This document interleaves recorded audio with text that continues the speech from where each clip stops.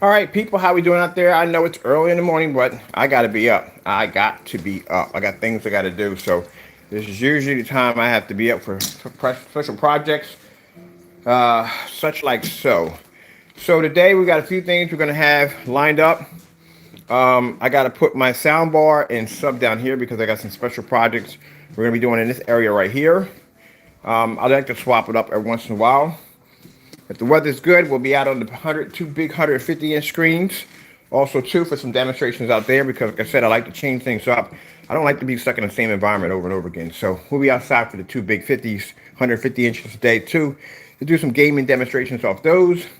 But what we got set up for today is we're going to do something interesting. So we're going to convert the 106 Phantom, not that one, that's staying the way it is, into the red. Over here, we got in the container. The one we have in here is going to be converted to the blue today. So the blue is going to be designed today. So we'll have this. Also, I'm going to display this outside before we coat it to blue because I want to get a demonstration off that one. We got the 3D mapping equipment downstairs. That's why we got the second projector. We're going to do a live border. So we're going to do a border around the screen, trace it, and bring it to life. So I have to get started. I got my screen already padded. And this is what time I have to be up in the morning, like I said, to get the job done. So let's get this done because we have containers, new containers coming out. Or new containers will be on the website. I didn't get a chance to put them on last night because I'm really busy.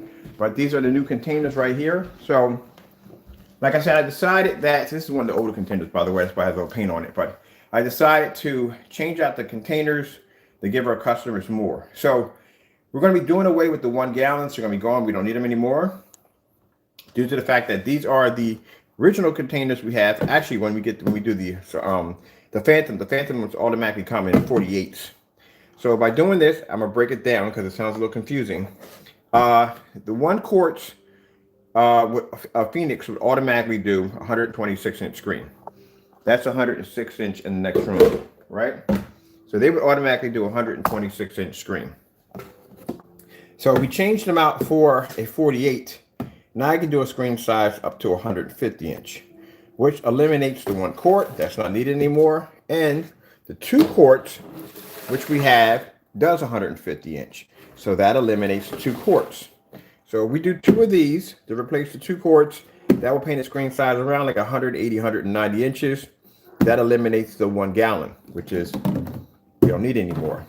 So all we need is 1 of these for the 1 quart to replace the 1 quart, and 2 of these to replace the 1 gallon, and these would be the 2 gallons right here. And that's it.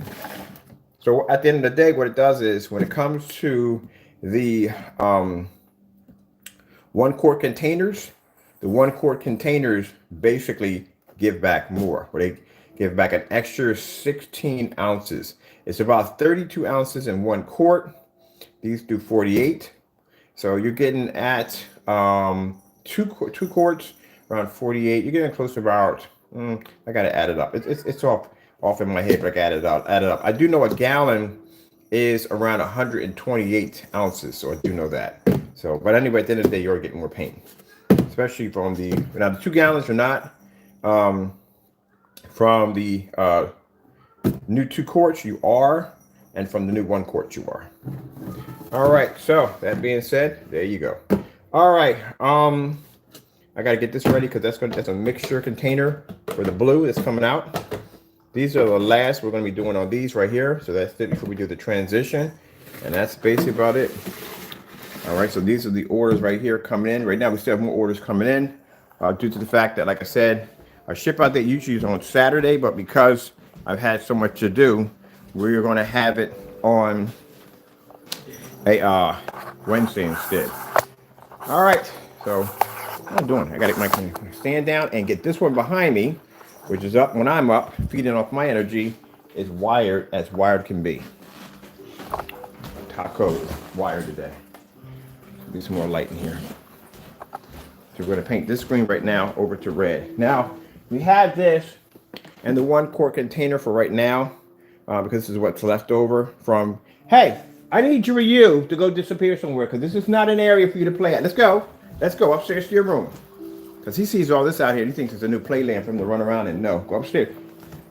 No, just say, you better stay right there then. You better stay right there. I don't want to see you over in this spot when I'm painting. Put a giant hairnet on you. That's why it's not allowed in the shop.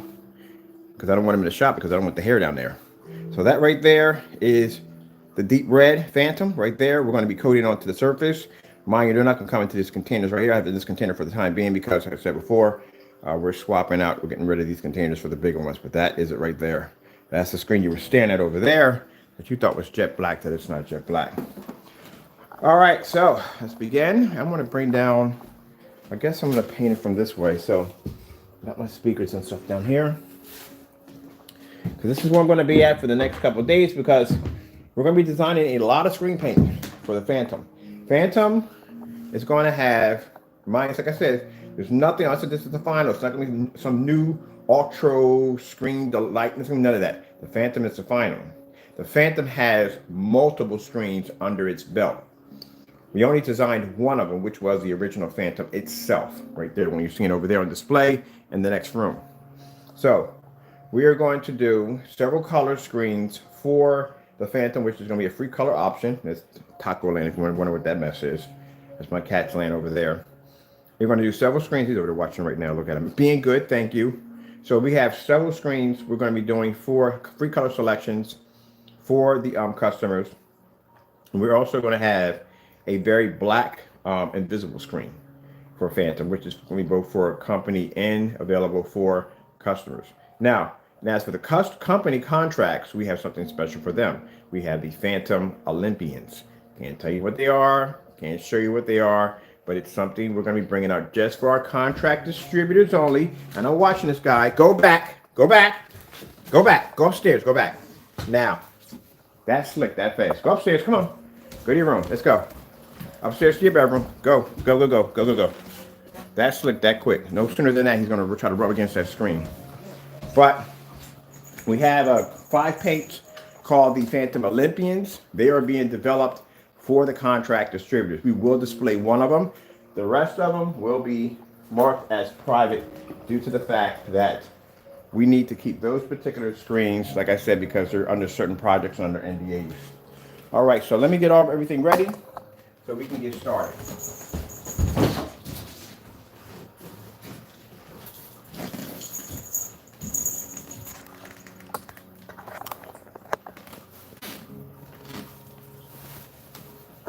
Okay. All right. So we got everything cleared up because we are developing products, special paints for our distributor contracts. But as I said before, I want to make sure that everybody's on the same page. All right, so let's begin. I need to get a stand for this. Lay the screen down. You see the back of my screen is padded. That's what that's for. Anytime you have a screen, aluminum frame screen that has a bar, you built it yourself, it has a piece of wood in the middle. You want to make sure that that bar is padded because what's happening when you press down your roller, you're going to get an imprint that's going to push through from the bar, and that's going to be really, really pain in the neck to look at. There's my one over there. The reason why I was able to paint that screen standalone by itself without padding it, that screen has literally been painted so many times that it's actually stiff as a board, so I can just roll over the top of it and be done. But if you have a new screen, always pad the back of the bar, because if you don't pad the back of the bar, like I said, you will get an imprint of your bar right in the center of your screen. You don't want that. All right, so let's begin by sitting this down so we can get this finished. Hang this up for the demonstration, and I can start setting up my mapping software and equipment for the next stage. I think we're going to do it this way instead. It's better for me to do it this way instead, just in case if the cat decides he has to get back and forth to his food dish. I want to make sure he's not cut off and getting food. Make sure we're all padded up here nice, because I don't want to do this twice. Everything's padded up. We want to pad it there too well. That's better. Much better there. Make sure you're covering all the way over. You don't want any of that bar exposed, because like I said, at the end of the day, that is going to imprint right directly onto your screen. Now, one of the things I love about the Phantom technology, it has extremely good coverage. Doesn't take much. Oh wow, I got a bit of dilemma here. I got a speaker here in the way, and I got my star finder, my ceiling over there, which is blocking the path. All right, this is better right here. And another thing I like about, one of the things I do like about the Elite screens, they are lightweight as I don't know what. For me to carry this upstairs, I have this upstairs on the second floor. For me to carry this all the way downstairs and paint it, easy, McCheesy. Easy to do, very easy to do.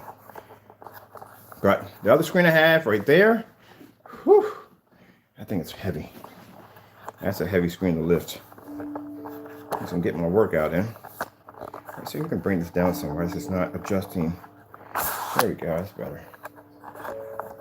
Now don't worry about the little bump you may have in the middle of your screen. That's going to stretch right on out. Not going there anymore. Now we're going to be doing some demonstrations on the acoustics, but not a lot. As I said before, that the acoustic screens is a screen that we only do in certain seasons. That's a screen that has to be sprayed outside. So we're going to be doing that screen next spring. They'll be available next spring, but for right now, they're out of season. Unless one of the distributor contracts picks them up and decides they're going to do it, then you can get them from over there. But other than that, we're not going to do them over here. All right, let me grab me a roller. So the roller we're going to be using, and no, nothing special. Everyday 9-inch mat roller that I advise my customers to get. That's all you need right there. Basically, that's all you need. And we're going to take our product here. It's not hard. Some places want to make it sound like it's so hard. Up and down robot formation, all that other nonsense. Then that's necessary. Shake it up. And that's pretty much it. So we got a quart in here. 1 quart. 1 quart of that technology. We're not going to need all of this.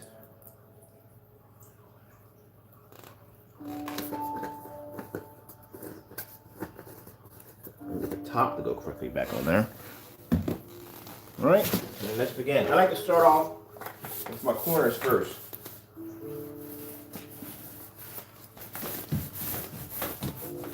When I paint this screen, a lot of people don't realize that the screen actually is a black, it's not a black, sorry, it's a red screen. And they stare at it and they think it's black. It does look black. But no, they're red. Another blessing from our Lord and Savior Jesus Christ. Again, thank you, Lord, for blessing me to rise and rejoice and we praise your name another day. God is always good. We wouldn't be able to have this technology if it wasn't for him in the first place. I'll put a little more down. Just need a little more. I think that's it right there. I don't want to push it too much. And then I got stuff that's really good coverage. So we're going to start up again. Get our corners. I like the edgeless screens because the edgeless screens, I don't have to deal with the whole border situation. Because those borders, you got to take them up. It costs a little bit more for to have the edgeless, but it's definitely worth it. Because you don't have to deal with those borders. Take those borders up.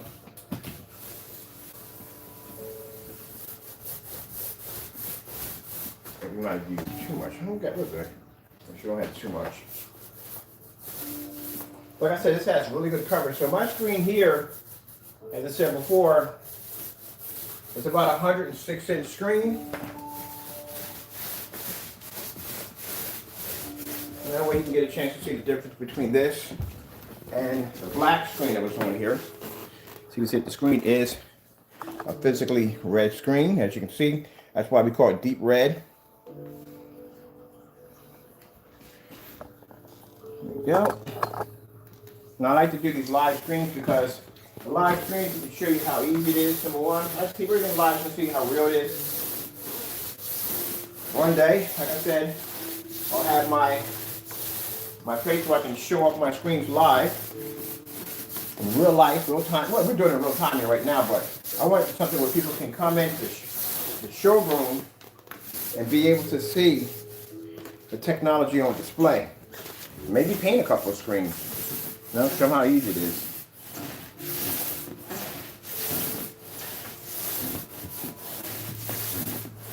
Yeah, Phantom has a lot of technology attached to it. A lot of interesting technology that's attached to Phantom. We just didn't get around to, well, I figure I the black screen, which I'm not gonna make any more of them. You know, that'd be the end of it. But I figured, you know what? Let's show them what the product line, what Phantom looks like. Let's see. Just hit my floor, but I'm not worried about that. I've hit the floor a dozen times in here. Let's go back over top and clean it down. Go. So very easy to apply. One coat application. That's it. I don't advise you painting this on any form of polyester blends, as in vinyl screens. Not vinyl screens, but I don't come out the polyester screens because they do crack and they do peel. You know, you don't want to use those. We do advise that you can paint over anything you want. You just want to stay away from certain surfaces. That's what you want to stay away from.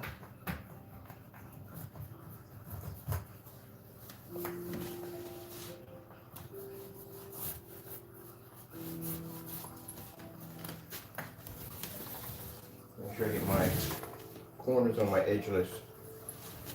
Actually, this is going to come out real nice.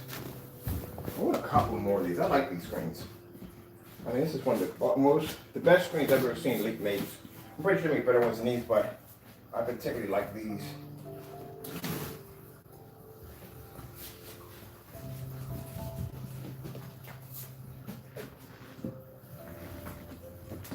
Here's my screen, already finished and done.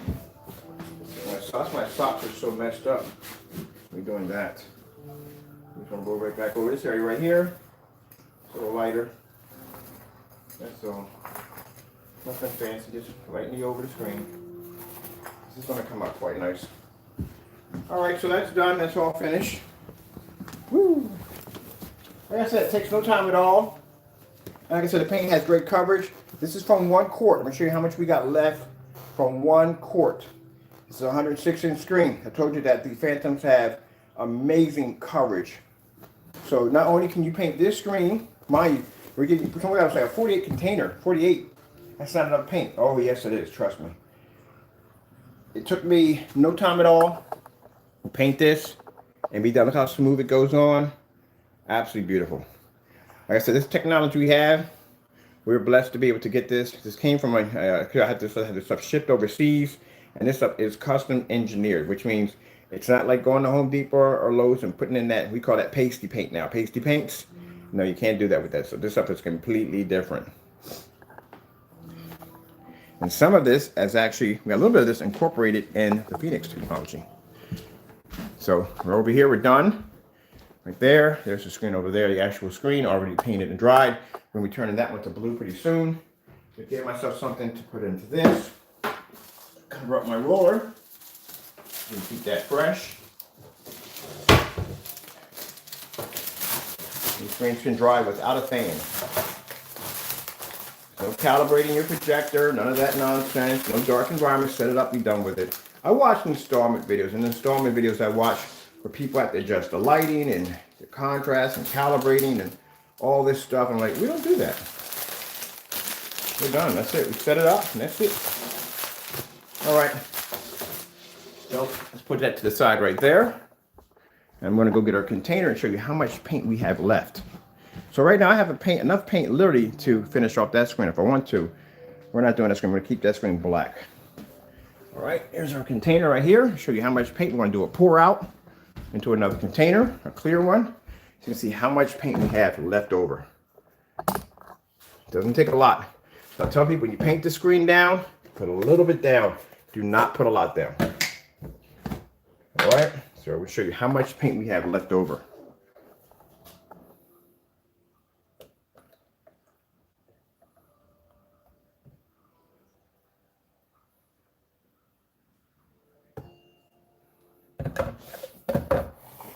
That's what we got left over from painting 100. My screen's 106 inches because they're edgeless. That's how much paint we got left over. So we have enough paint to probably paint about 3 more of those. Yep. Told you, amazing coverage. That's another thing too, that not only when you're making screen paints, you have to make sure, number 1, low VOC, eco-friendly, it's able to break down, wash down real quick. This is my countertop. You see how clean my countertop is? I spill paint on this countertop all the time. You wouldn't even know that there was paint spilled on this countertop multiple times. Yeah, it has to be very easy to clean. This is on my granite top right here. Don't worry, I got the mineral oils and all that stuff to put into it to restore if I want to. But like I said, you wouldn't even notice that I use this for my tabletop at all. It cleans off the hands quite quickly and nice. As for the clothes, I would basically, anytime you're wearing anything, you're painting, you basically don't want to paint new clothes. You don't want to do that. So other than that, this is what we have left over from painting that screen over there. Let me put the top back on this one right here. All right, so like I said, you want to make sure you have good coverage. So that's how we know. And I've done it already. I painted large screens with this stuff before. I think 48, we had 48 in here, one of the 48 containers. I was able to do this screen, that screen, and 135 upstairs. No problem. So you get a lot of paint out of it, a lot of it. Let me get ready to set my screen up. Let me get my cloth out the back of my screen. So we get all that taken care of right now. We can get ready for the next stage. Now we got our projectors going to be fired up. One at the top is going to be used for 3D mapping or projector mapping, and the one at the bottom is the one going to be used for our screen. Now, reason it's going to be easy to do for us because if you stack two regular projectors, you're going to have lens shifting to do that. All right, so let's get this. I'm going to trip over this rug and kill myself. And let's get the screen up. Where's my LED lights at? LED lights are where? You can use I like to use a scarf, but you can use t-shirts or whatever you want that works best for you. I'm trying to figure out where my LED lights are coming in at because I want to get a part of my LED lights. I'm trying to get it right there. All right. Like I said, I like elite screens because they're really easy to hang up. I wonder if I'm going to clip this. It's going to be too far. It's not going to lock. It should lock. I'm worried about the upholstery in there. My main concern. Upholstery. All right.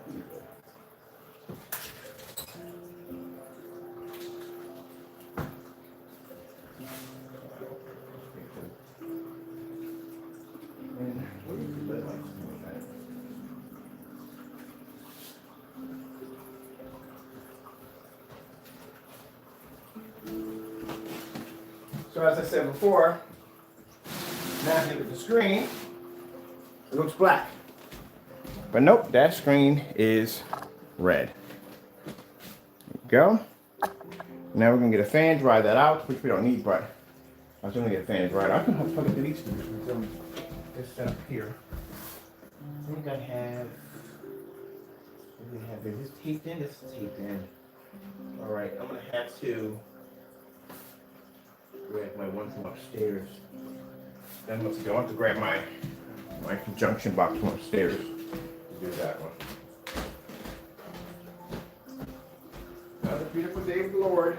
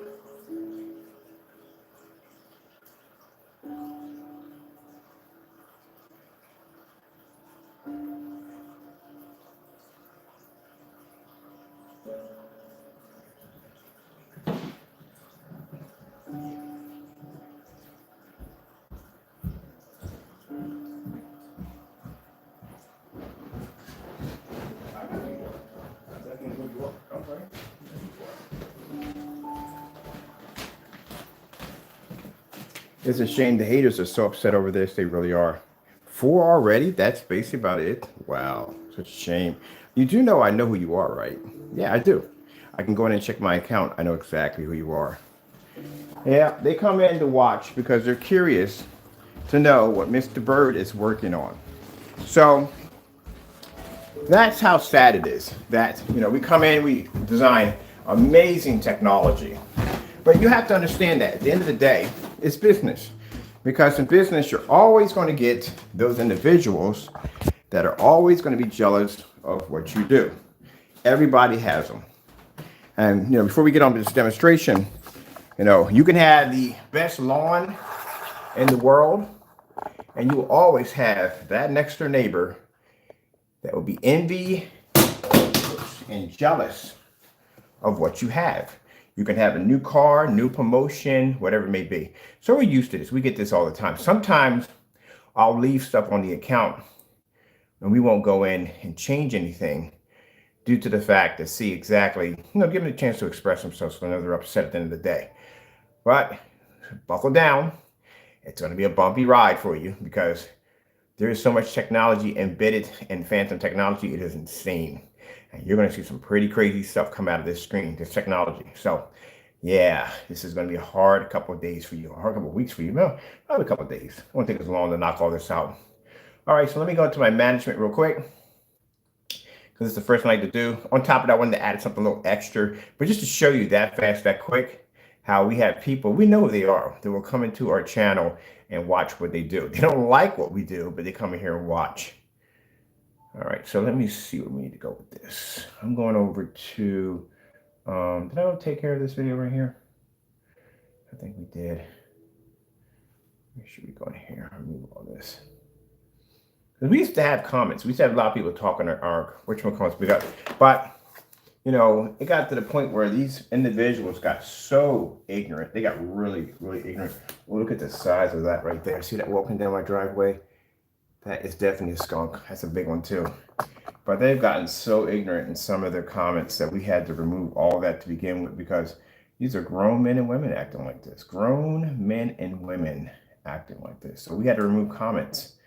And I've seen a couple of YouTubers had to do it too. Had to remove comments because people don't know how to act right. But at the end of the day, it doesn't bother if you give me dislikes. It doesn't hurt me anyway whatsoever. Because again, at the end of the day, my technology comes from God. My company still flourishes, still makes money.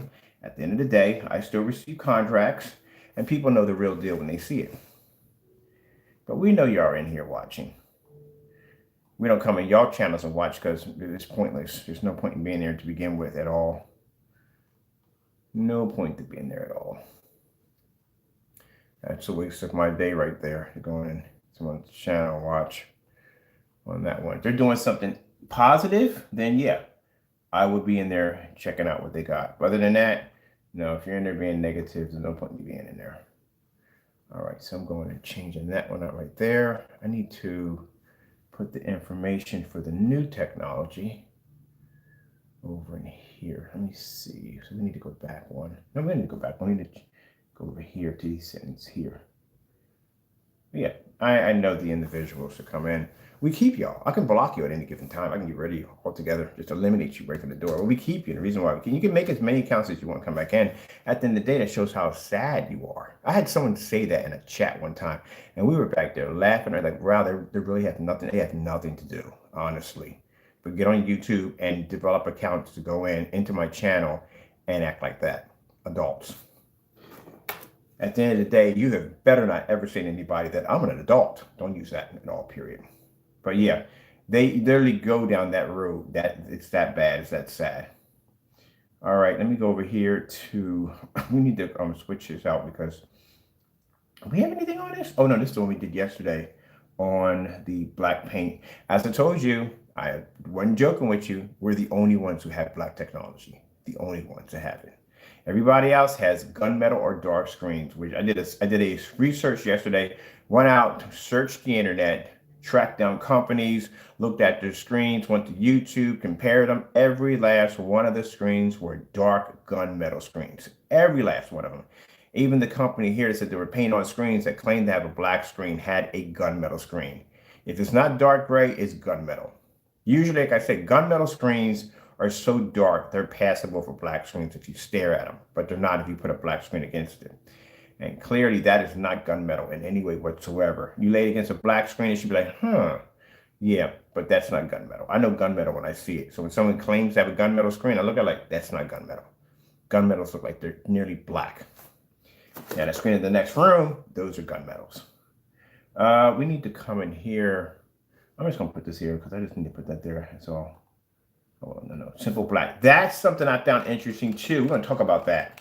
So the screen paint under a certain individual named Simple Black was made by somebody 4 years ago. Yes, and it's not black, it's actually a dark gray. It was made, the ingredients was posted on YouTube, but it was made by somebody 4 years ago. And the name of the paint is called Simple Black. We're going to be talking about that in another segment, copycats. We're going to talk about copy people, screen paints, and copycats. Things you got to look out for. There are people going out there duplicating other people's stuff and claiming it as their own. And I knew I'd seen that name somewhere before. These are people I used to deal with way back 7 years ago, 5 years ago, when we were making screen paints.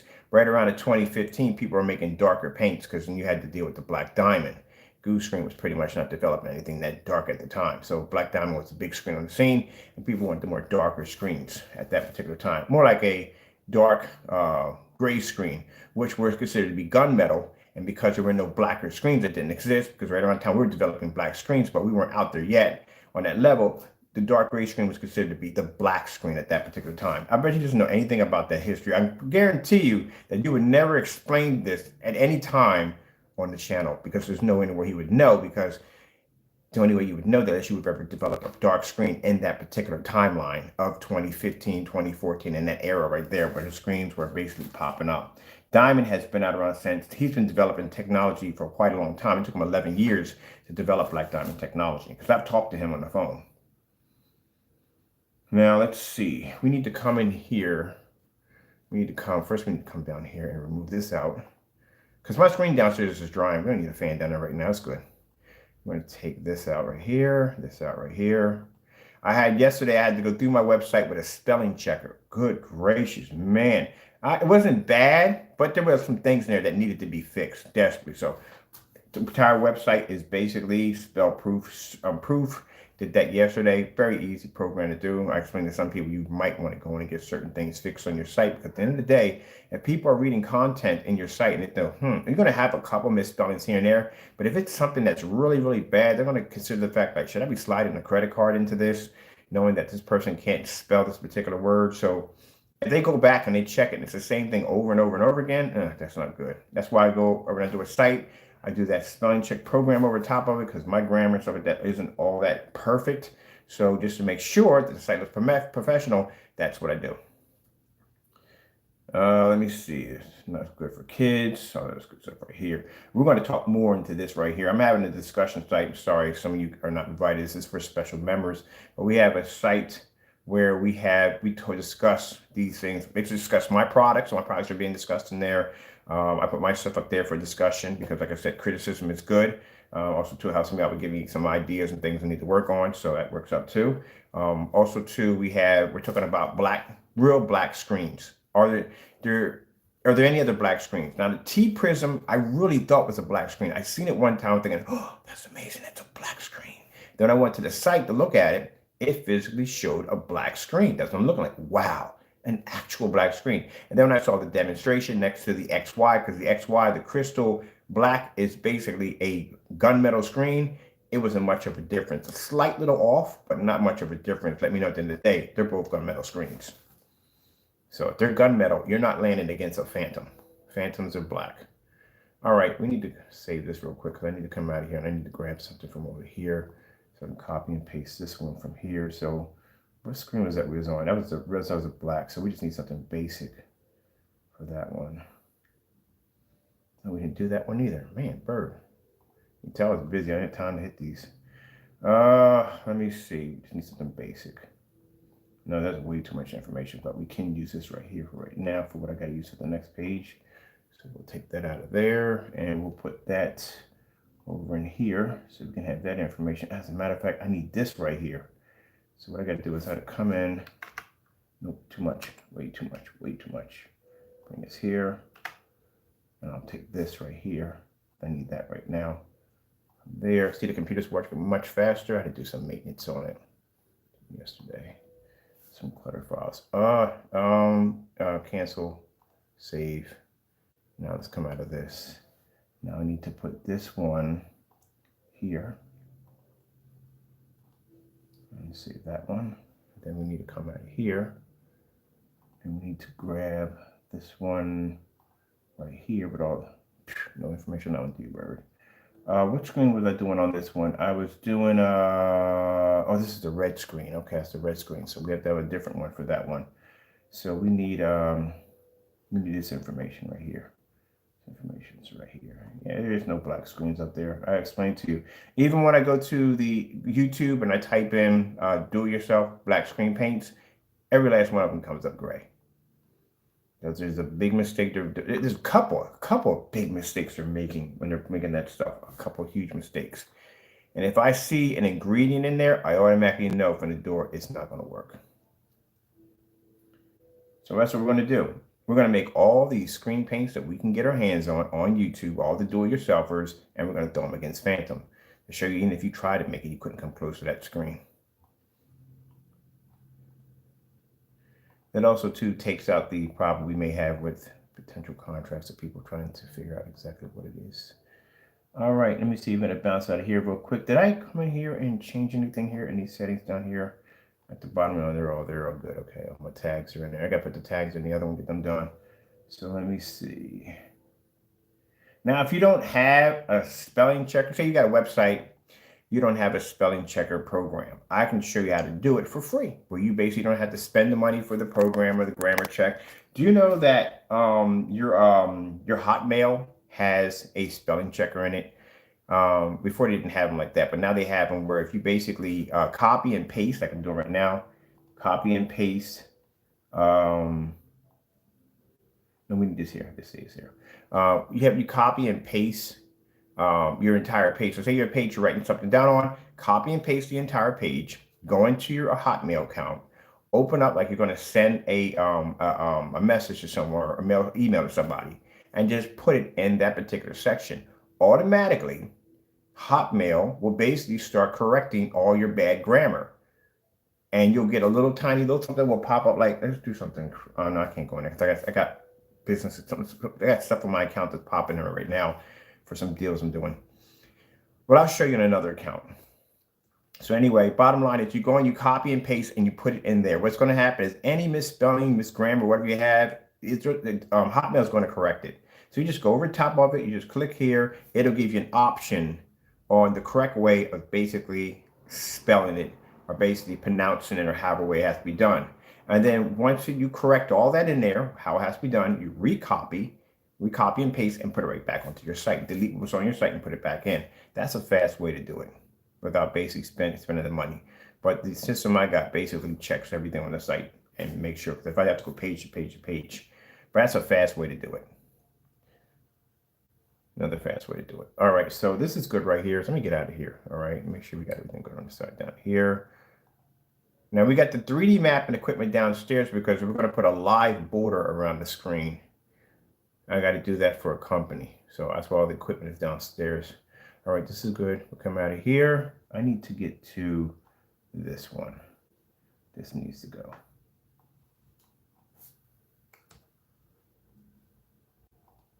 That needs to be in there. So that's all the information.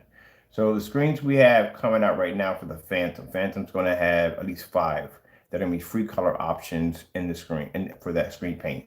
I'm not going out and doing 1, 2, 3, and then we've got the gallons. No, we're just going to have a free option. That's how it's going to be.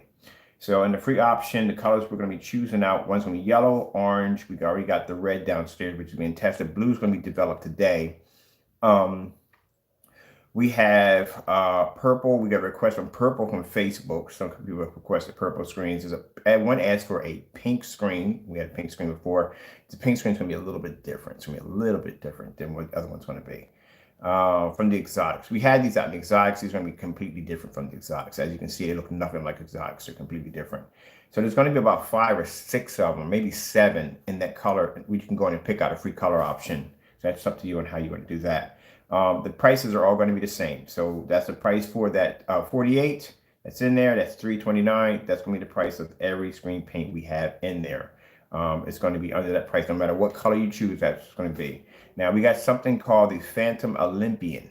Oh my goodness. Yeah, there's something else. There's 5 of those separately by themselves. I told you, Phantom's technology is crazy. There's so many stair steps to that technology. We don't have to go outside. We don't have to go, okay, this is going to be the Phantom 3, the Phantom 4. No, it's just Final Phantom. That's it. So Final Phantom itself has so many different stair steps to it. It's insane. There's 7 screen paints coming out of this unit right now by itself for customers. There's another additional 5 called the Olympians that are coming out for the contract distributors, for them alone. Then Phantom has invisible technology that's embedded to it. You know, Phantom has red invisible technology attached to it. That screen, every screen we develop downstairs is invisible technology attached to it, which means we can change the color of an invisible screen and still maintain the contrast and black level all at the same time. I told you, Phantom's a monster. It's an absolute monster, it is. Phantom does not have any ceilings. All right, Phantom. So we got the final blue, Phantom 21 Ultra. The ADV, people are asking about that. What the heck is ADV? That's advanced ambient light. So basically, if you type that, we have that. That's our little signature right there. You type that in any Google search engine, we pop up.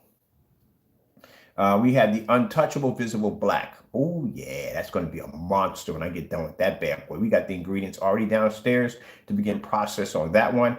That is going to be an invisible screen that's literally going to be like it's looking at a black hole. You will not be light. Nothing's going to penetrate this bad when we get done with it. You can take a 5200 lumen projector, set that probably about 3 feet from the screen, and it won't even be able to push an image. We'll push an image to it, but it won't be able to push any lamp clear. So the object is to design something that we can pretty much block out a powerful projector, but the image can push through with white light.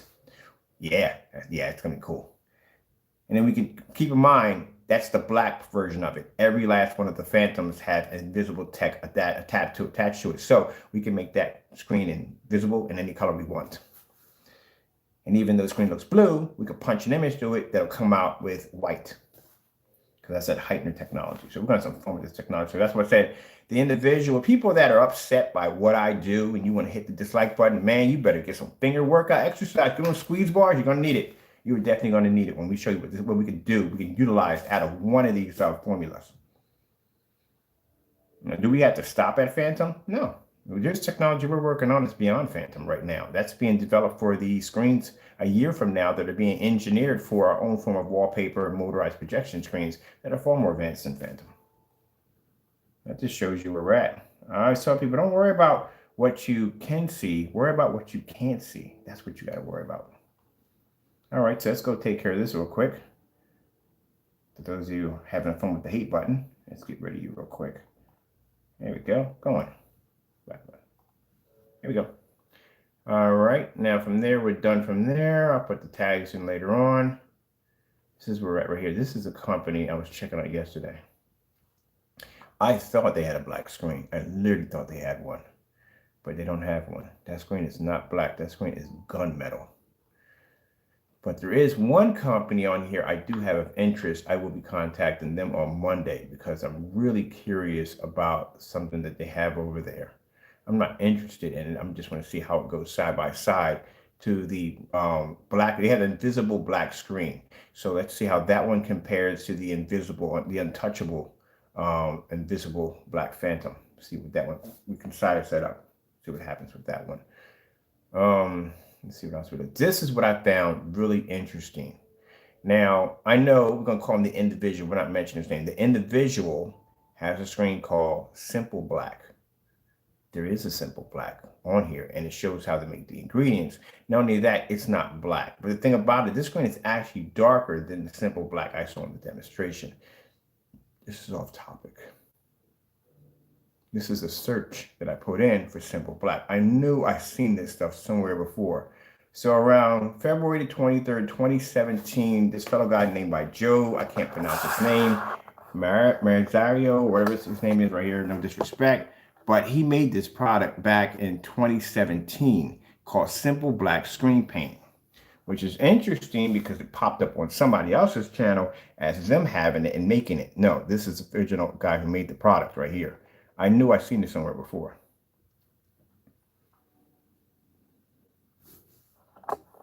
this is the fellow who made the product, made that paint. And it was designed for short throw projectors. That's what we developed it for. I'm about to show you it's a mixture of for a short throw projector. But all of a sudden, this pops up on somebody else's feed that they made this product. They didn't make this product. This fellow made it. For a short throw projector, you have a short throw projector, and you want a dark.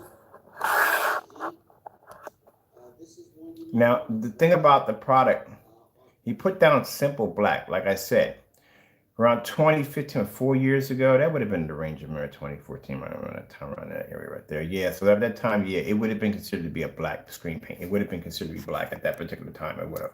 Because we had a D5K, and the D5K was dark too. It was a really dark gray. They were considered to be black screens right around that time.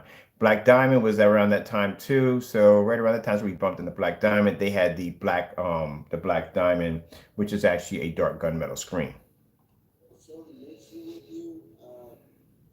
So what he's showing here, he's showing the screen right here, as you're seeing right here. This is the screen he's displaying.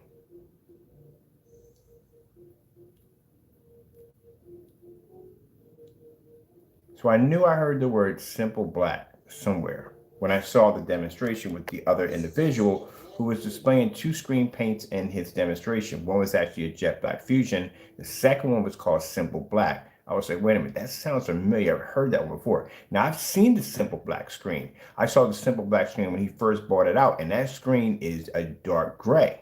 That's what it is. And it's the exact same thing that this fellow is displaying in his video 4 years ago by the same name of Simple Black. I'm like, good gracious. Didn't even have, most people usually, if they take from somebody, at least they go in and they change the name, but didn't even change the name, just took everything. So I probably figured that no one was going to dig it up or no one was going to see it. But he's the guy who deserves the credit for it. I recommend give it a try. This mixture works excellent. You can go real dark on the paint, almost black. Now see, he said almost black, which means he was honest in the demonstration. He didn't say it was black, but like I said, at that particular time, screens of that color were considered to be black because there was no other screen to compare it to. If you had a screen like mine, it was jet black, then you couldn't call it black because there was a screen that was literally jet black. So that's how that goes.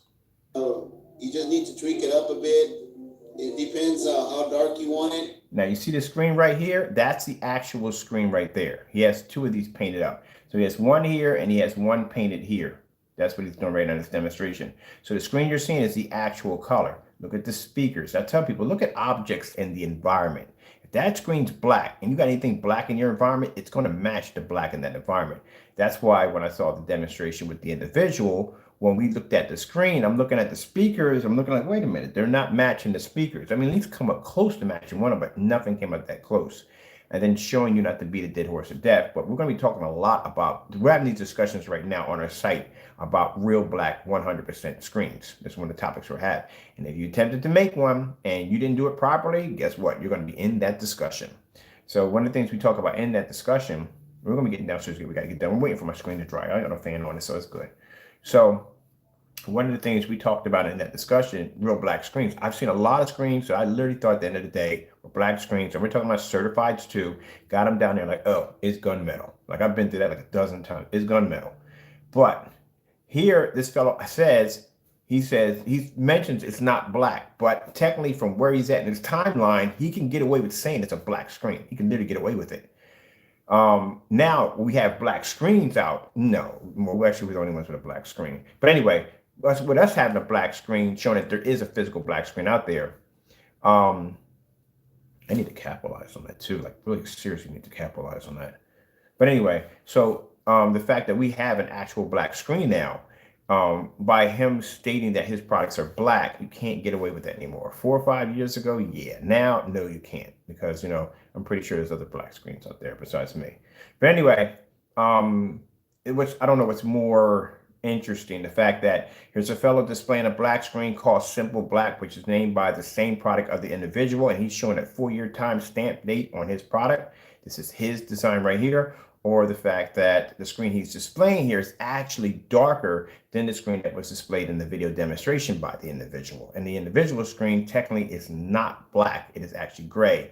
If you look at even the surrounding speakers in the environment, and the fact that I was able to pull up a UB, the UB is way darker than that screen he displayed. So if the UB is not black and it's dark gray, and the jet black is supposed to be, or Fusion is supposed to be black, how come it's not matching the UB? Well, it doesn't come close to UV. And then we had the screen called Paint On Screen. It's a company that we went and got their product. They claimed to have a black screen, got done here again, deep gray. Their screen is claiming to be black, and their screen is darker, showed in the individual's video, which is actually lighter than their product. Yeah, people got to think, man. You got to really think when you buy products. You really do. Really got to think. Some scenes it might be a little bit dark, but as you can tell, the Pearl mix, it was a mix with the Pearl mix, the base. So remember I told you about Pearl mix? Yeah, those are YouTube paint. So Pearl Essence, Bear Silver, not Bear Silver wasn't out right time. It was Bear 1050, Pearl Essence, and the other one was black paint. That was the YouTube paint. Then people started going in and changing things up. Right around that time, I said when Goose Screen was all the rage. Goose Screen cost a lot of money, took a lot of time, and then people started coming up with other ways of basically developing their own screen paints, and this is where you had the YouTube paint. The YouTube paint was Pearl Essence, black paint, and any kind of white paint. But usually most people chose to use Bear 1050 because it had good coverage, it was thick, and on top of that, you know what I mean, it was $23 a gallon. You know what I mean? It was like a pretty good deal with the primer and all that stuff inside. It was a good base to start off with, because that is your base that you're going to start off with, and make sure your base has good coverage. So anyway, yeah, this is around the YouTube, close around near the end of the YouTube era, and that when was going on. That's when the Galaxy, I think there was 737 G something, these projectors that came in from overseas. They were really big. They were sold on eBay. Everybody was buying them. The only thing was it was a big bulky projector. It took forever for the lamps to blow out, because at that particular time a lamp could basically crash on you really quick. That's why now they talk about these new lamps that are lasting forever, because then at that particular time your lamp would go, it would go at the end of the day. And it wasn't cheap to replace. But these were cheap to replace for like 17, 18 bucks to replace them. And a lot of people had them. They had them in the dark. They had them hooked up to their PS2s and PS3s. Yeah, PS3 is when they came out. So yeah. But the thing about it is, the reason why they made these screens gray, or darker gray, number one, you could pick up the contrast, pick up the color, but the white levels would still remain. The screen couldn't be too dark because you have a problem with the white levels picking up. They would start to struggle. So I'll share the mixture. He did share the mixture with you to give it a try. I mean, it won't hurt you to give it a try. It might help somebody out. Let me go turn off the light. So as you can see, look right here. This is the screen right here, right there. He has part of it gray right here, and over there you can see. So there is a projector. Oh my goodness, I own this projector. I used to own this projector. This is an Epson. I had the same, I know the model I can tell by looking at it. This is an Epson projector. That's around 4,200 lumen Epson projector. That's not a short though, that's a long throw. So he says it's short though. Why is he not using a short though in the demo? He'll probably do it later. I don't know. I'm not going to ridicule the guy's work. I mean, but anyway, I had that projector right. That's a pretty good projector too. All right, so he's showing the screen off right here, as you can see. Got a 2000, it's all right, but it's a little bit dim. But when I changed that to 25, it worked real good. Especially if you have a high luminance projector, it's ridiculous.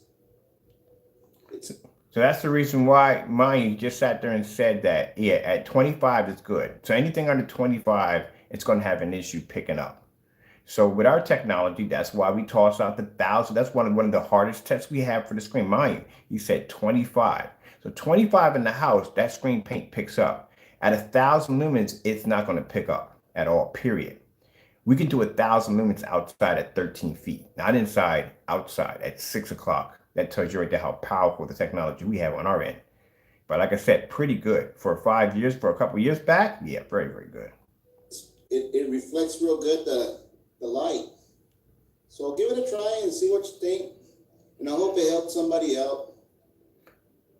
All right, so there's the product right there. Mixing some of this paints. The main ingredient in mixing that paint for the short throw, you start with the basic, which is this Valspar brush.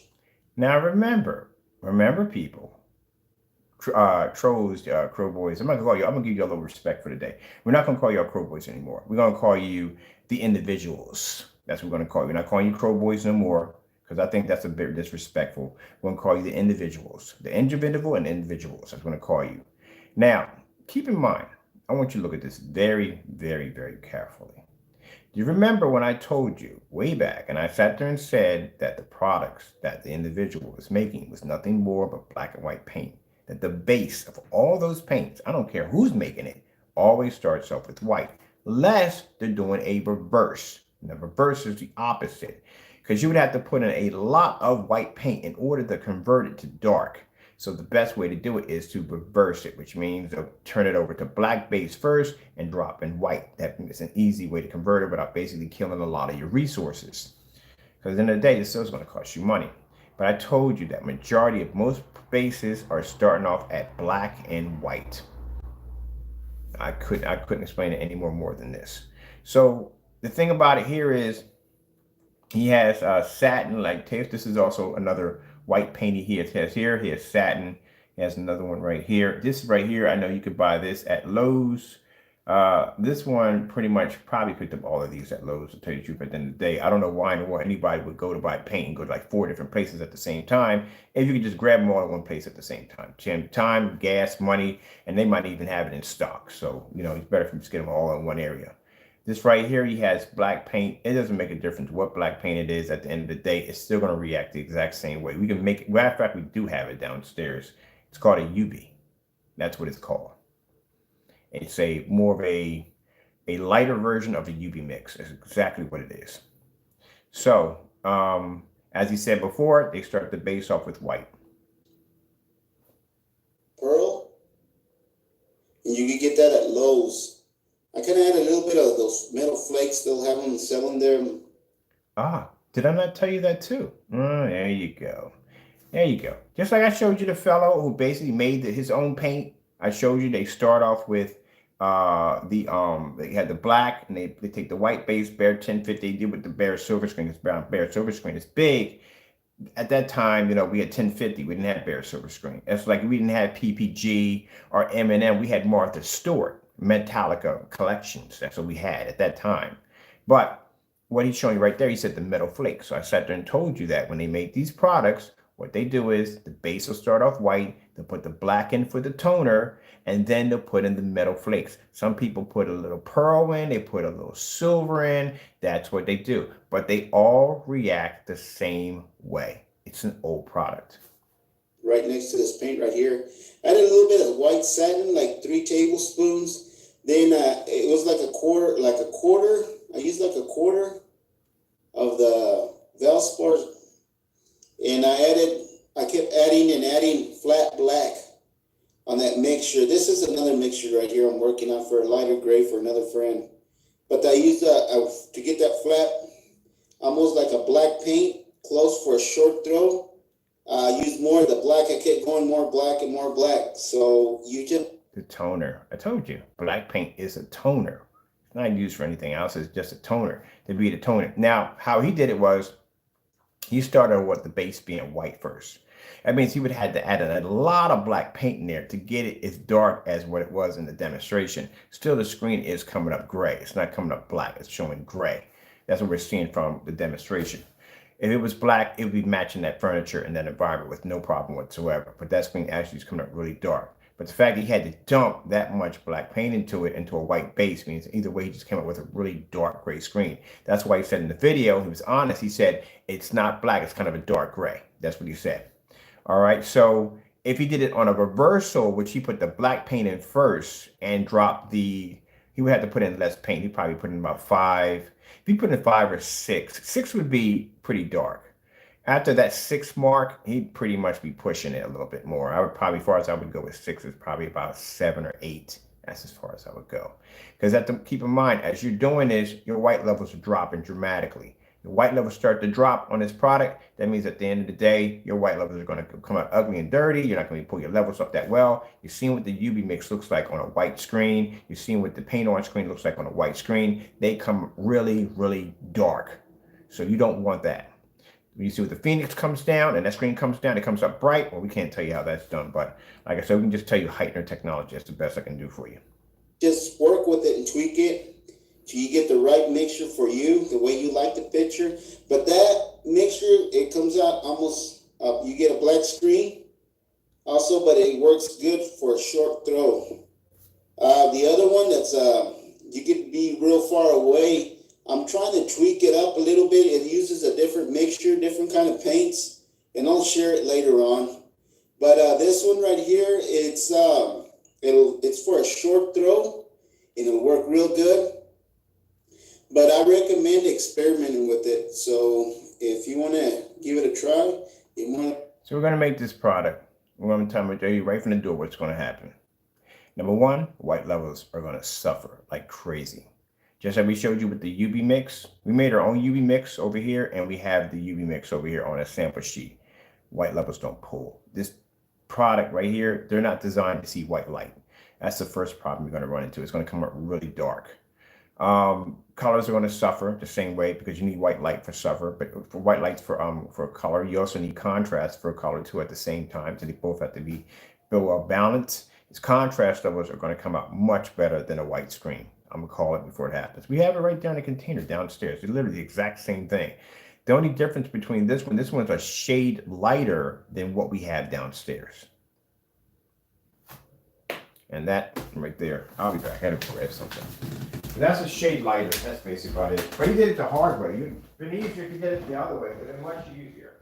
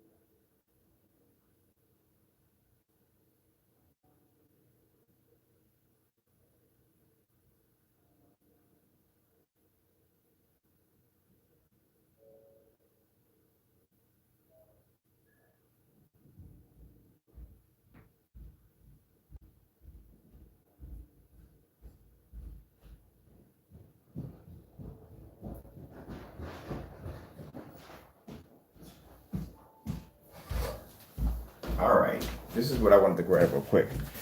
We do this in these streams all the time. So in these streams, we're way off topic, but I get into something, I lock in like a pit bull, you know how I am. But this is what I made in this container right here by doing reverse. Now he did his the opposite. And the opposite way of doing it, he did it with the white. You do it with the white, you're gonna have to use a ton of black to convert it that dark. If you do it the opposite, where you put the black in first,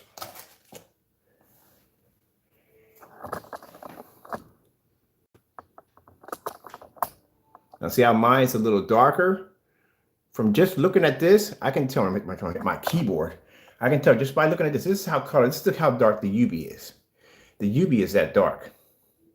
So when he made this, if we wanted to get that color, now mine 6 is my marker on here. So since 6 is my marker on here, I would have to be somewhere in the line of probably about, I would say, 3 to 4 would trigger that one right there. I can tell by looking at it. I told you I used to make this stuff back in the day, so it's pretty easy for me to look at something. It's okay.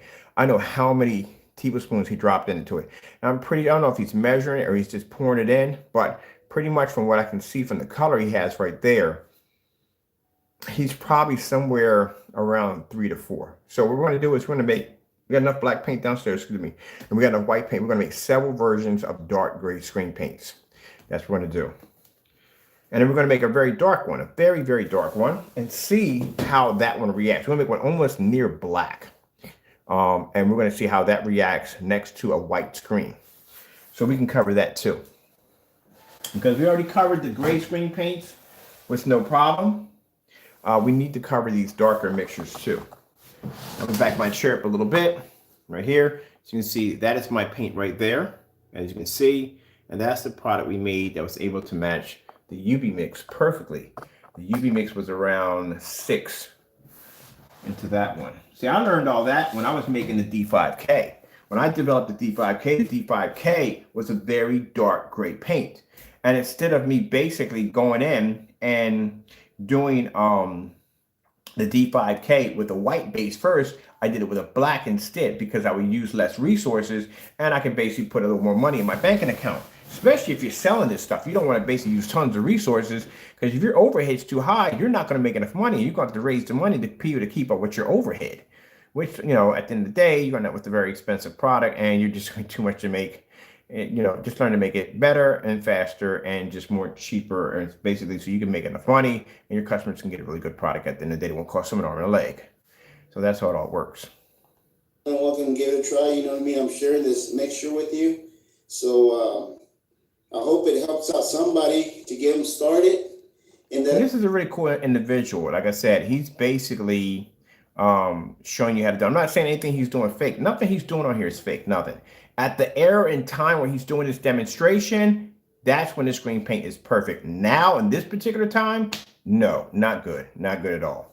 Not with ambient light rejection technique. If you notice, the screen paint doesn't say AR ambient light rejection. No, because like I said, but we're going to make a couple of black products with that right there. Well, actually, we just pour out a couple into a container, and we'll make one lighter than this one. I'm going to do one with 2 and one with 3. And then we're going to do one with, this is white paint into black. Then we're going to do one where basically we're just going to put probably one or two, maybe 2.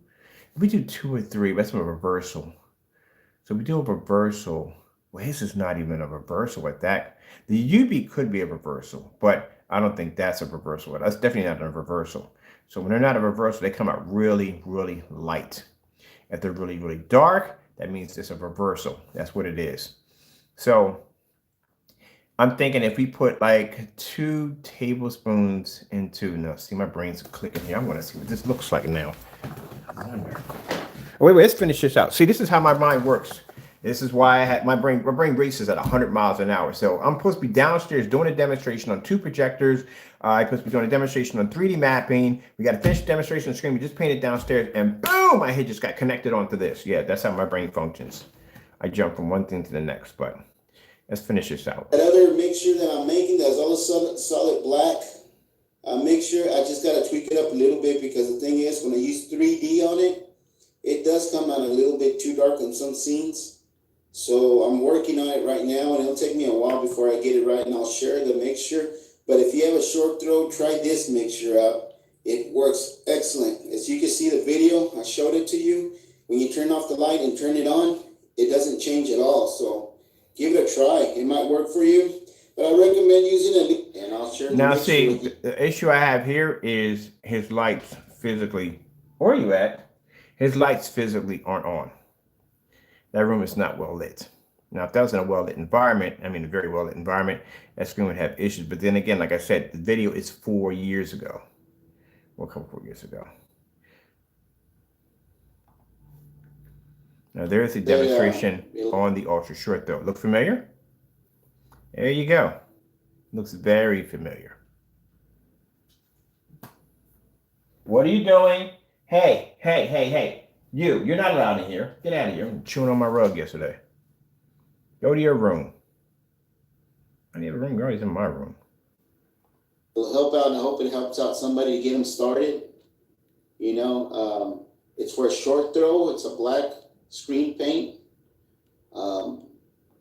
So we'll show you. We'll make the product down here. We'll make several different versions of it, and we'll show you now in this time and area. Now, no, not a good idea. Not a good idea at all, period. Like I said, at the end of the day, if I didn't have confidence in my product, I wouldn't be showing you this. This is something I would keep a secret from you. But what for? You're going to find it anyway. And why would I be threatened by it? I mean, I know exactly how our technology is engineered. I mean, keep in mind, I got a black screen downstairs. You could throw black paint against, and that screen would generate a higher white level. And if it could do that on a black screen, what do you think it'll do to one of these? There you go.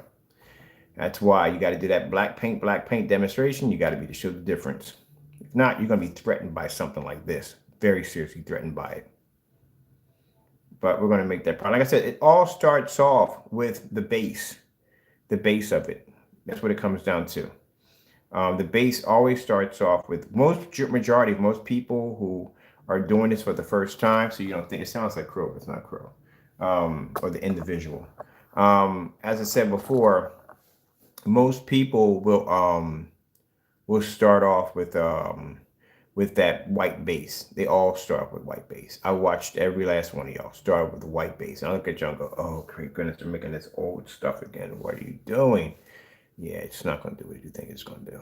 If you had a complaint with white levels, I'm going to show you what complaint with white levels is going to look like at the end of the day.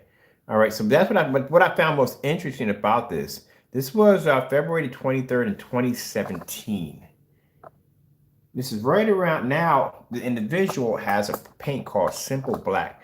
But the weird thing about it is his Simple Black, which I saw in the demonstration, is not as dark as his product right here. So chances are he tried to make it a little bit lighter so it can pick up better white levels to show that it was doing the exact same thing as a Phantom.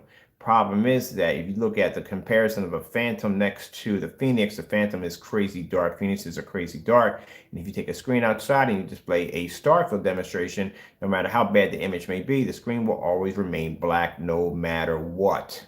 That's what I showed you yesterday with the paint on screens versus the black screen we have in the kitchen. It's always going to remain black no matter what. If it's gray, it's going to show up as gray. You're going to see it. That's how I look at the screen and say, ooh, that's a gray screen. But these are some of the people I was checking out. But yeah, these are all basically the gray screen paint products. I think we did that demonstration. Hold on for a minute. Really quick. Let's go over to, but I remember some of these people. We used to, like I said, back then when we used to make products, I remember that. Some of these people, I got him saved on there. Go back over to my page here. Let's go back into videos right here. So this is the recap. We showed you why you do not use white or gray projection screens. That's one of the ones we did right there. Here we go right here. Be careful of dark, dirty screen paint mixes. This is what I warn you about. And y'all can paint these things on your wall. Next thing you know, I got somebody calling me talking about, yeah, I painted this screen up from so-and-so and so. And what happened? My white levels look really, really bad. And this is in the dark, mind. We did this demonstration in the dark. Even in the dark, the screen came up bad. So this is the product right here that we made. Not trying to make the UV, trying to see how close we could come to matching one of them, which we came up with an exact copy of it. Same thing when I do the black paint, black fabric, whatever, all that's done to show that, hey, at the end of the day, if you're going to try to make a Phantom, you're good luck because nothing's going to match that screen because that screen pulls in a tremendously high white level.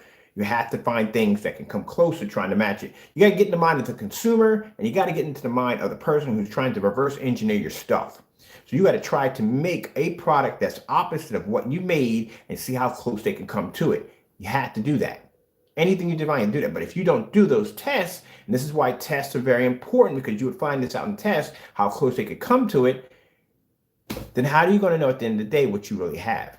So by us going and doing these test demonstrations, we were able to match the product perfectly because there were no tests done underneath of it. And keep in mind, we used that individual's tutorial video, not our own, his tutorial video on how to make the product.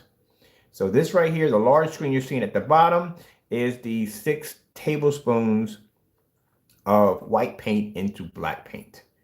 And these are the results. My name is Kenneth Burke. My company is Crystal Age Technology Screens. And today we're going to be talking about... So the screen you're seeing that's pulling off that nice bone white level, that is a Phoenix in the dark.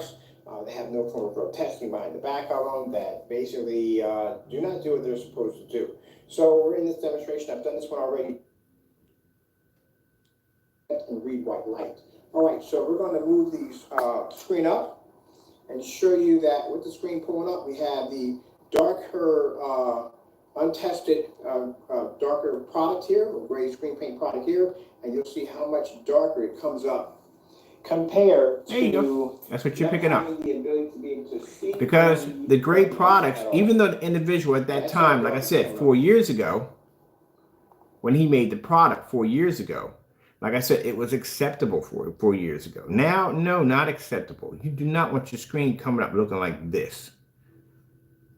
That's why he said 2,500 lumens and up. The reason why is because the white levels will be suffering. So you have to put it, he said, on a high-end projector, looks amazing. That's why when we do the demonstrations, we go from a 4,000, 5,000. We do the screen that's painted to my ceiling is using a 2,800 lumen short throw projector. So that's why we swap them out from 1,000 lumens and run it all the way back again. Then we take them outside and we run it at 1,000 lumens. Now, if you're having an issue with the screen picking up a bright enough level inside the house, under 25, and we're doing screens outside at 1,000 lumens at 13 feet back, that should tell you something right there. That's why he's requesting something higher at 25 and up, because at 25 and up, you would have a much more higher lumen count, which would actually pick up your white levels a lot better. But my projector in this demonstration is 4,000 lumens. And at 4,000 lumens, and we're sitting probably about 10 feet from the screen on a 192-inch screen, that screen's not picking up a white level at 4,000 lumens. And he's talking about 25. There you go. That's why I said, they don't explain this stuff to you. In any demonstration you watch with the individual, he doesn't explain this to you at all, period. And I can go in and show you the videos, back up the logic, and you can hear people talking to me, like, yeah, it's supposed to be so-and-so and so, and this so-and-so and so. Doesn't tell you this. Because that's one of the problems that screen's going to pull up.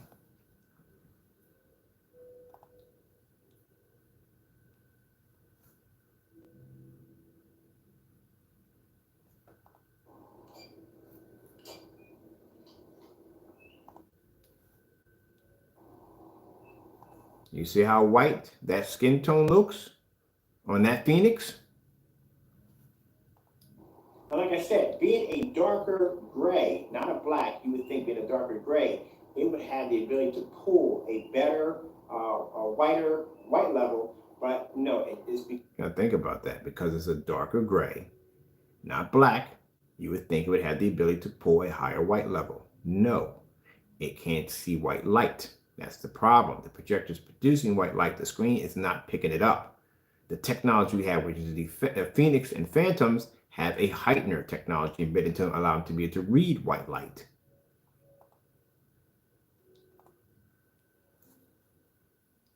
Because whatever's in there is blocking white light. There you go. Bring it right back down again. All right, let's see, it's right here.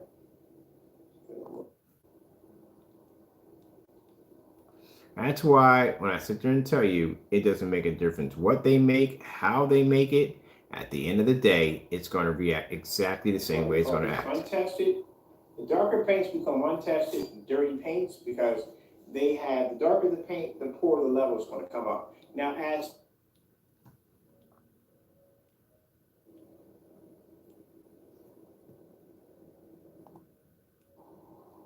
this is why you have to be careful, like I said. Dealing with a dark gray screen paint product, like I said, one of the things you're going to run into is the white levels are going to be absolutely horrible.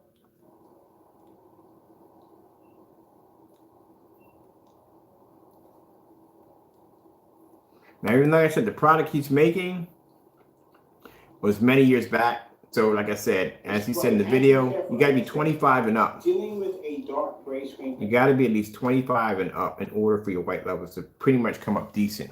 We're at 4,000 lumens. And I told you, if a 4,000 and 5,000 lumen projector can't pick up, nothing's going to pick up. That's the end of the day. I think it's not going to work. You're going to, if you start hitting the areas of, after you hit 5,000 lumens, you're talking about an extremely expensive projector now. Even used, you're talking about a very expensive projector at that. I mean, $500 is pretty much, 5 and 6 is pretty much what you would cap off at a 5,000 lumen projector. Once you start reaching like 6, 7, 8, 9, and you're talking about a couple $1,000s right there from the door. We're talking about used, really old used projectors like 2012, 2014. You want a 2017, 2018 model? I hope you got a good $50,000, $60,000 floating around in your banking account because you're going to need it. Christie's don't come cheap. Panasonics, when they hit a certain venue level, don't come cheap. Shoot, they got an NEC that would cost you $500,000 if you want one. They don't come cheap. So, like I said, that's the issue you're going to run into. Got one more and I got to get back to my video. I try to put a little something extra in there so people can see what they need to watch out for.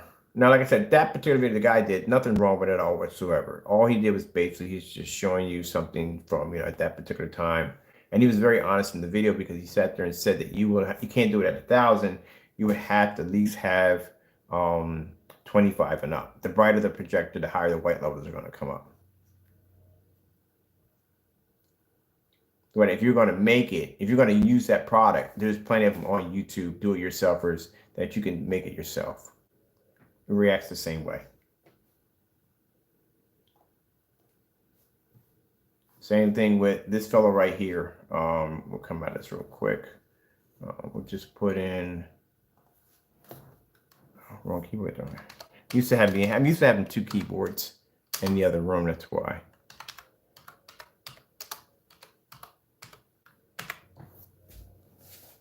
This fellow right here, same thing, same product. He showed the same thing on the whatchamacallit, same thing.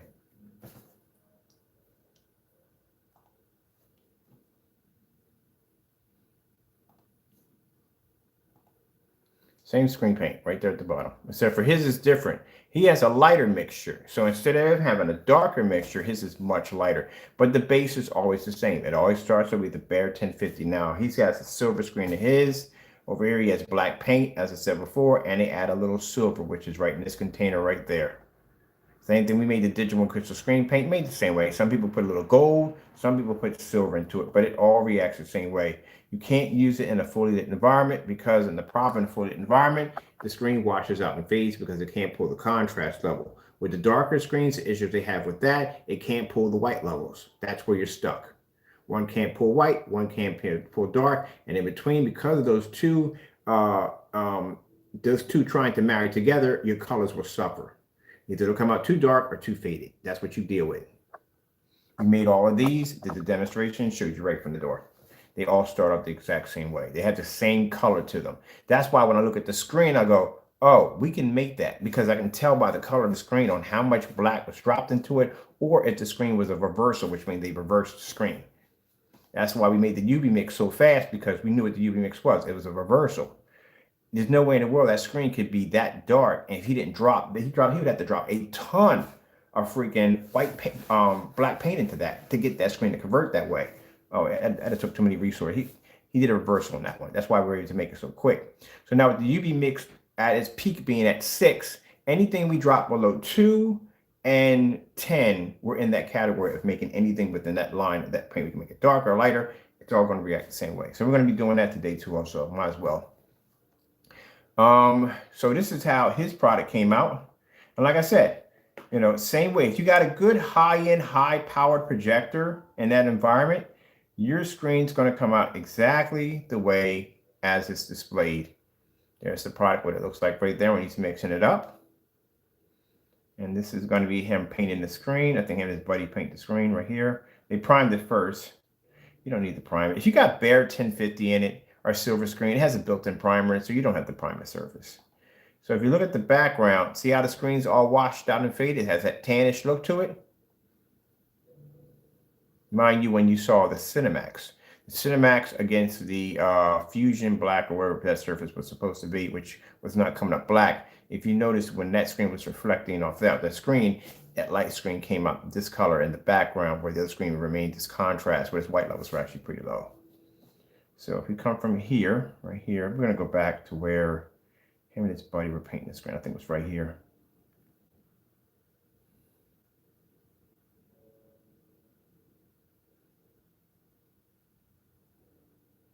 There you go. Look at the color of the screen when they're painting it.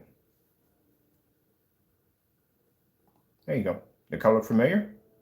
There you go. Basic black and white paint. Does the exact same thing. That right there is the exact same color as the we made with the 10 tablespoons into white paint. Yeah. The 10 tablespoons. We're showing you can drop 10 in there. You can drop 4, 5, 6.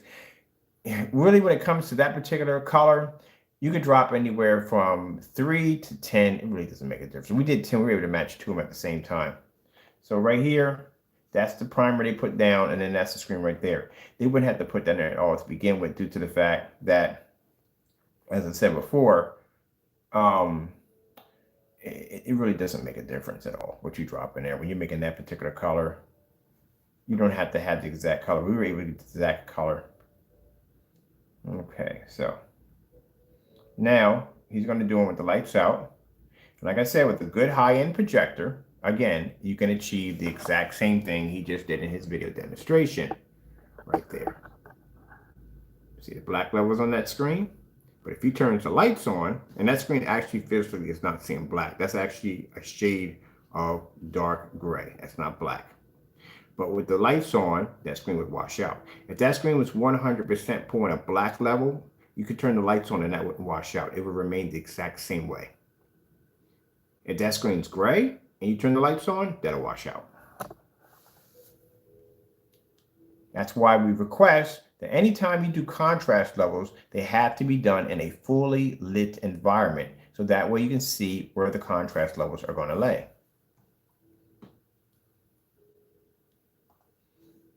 Other than that, it just proves that, look, at the end of the day, that you could make that product yourself. And if you have a good high-end projector, it's going to react the exact same way. So whatever he's using in the demonstration is pretty much making the screen do what it needs to do to look that way, with the dark environment included. Which is interesting because on the 720p Epson and on the darker screen, he didn't have to do that. He could be in a well-lit environment, still fire that off. The only problem is with that particular product he was showing, it wasn't even black. It was actually, technically, it was actually kind of a grayish like this color right here. Because like I said, if you look at the speakers weren't matching the screen. Speakers match the border, they don't match the screen. Anything black in the environment wasn't matching that screen. And the simple fact, like I said, the product we showed you, which was the paint on screens, was darker than that product. The UV mix was darker than the product he was displaying. So at the end of the day, it just shows you he was just trying to pass off a light gray screen as a black screen. But you're right there, you can make it yourself. It's right there. It's very easy to make. I would have, keep in mind, if I was still making this product and I never bumped into Black Diamond and I knew these particular paints were coming up, I would have made something completely different. And that's where the D5 came because of Black Diamond. But I would have made something completely different, especially if I know these ingredients are floating around. These ingredients are all over YouTube. And the thing about it is they do the exact same thing in their demonstration that he does in his. Exact same thing.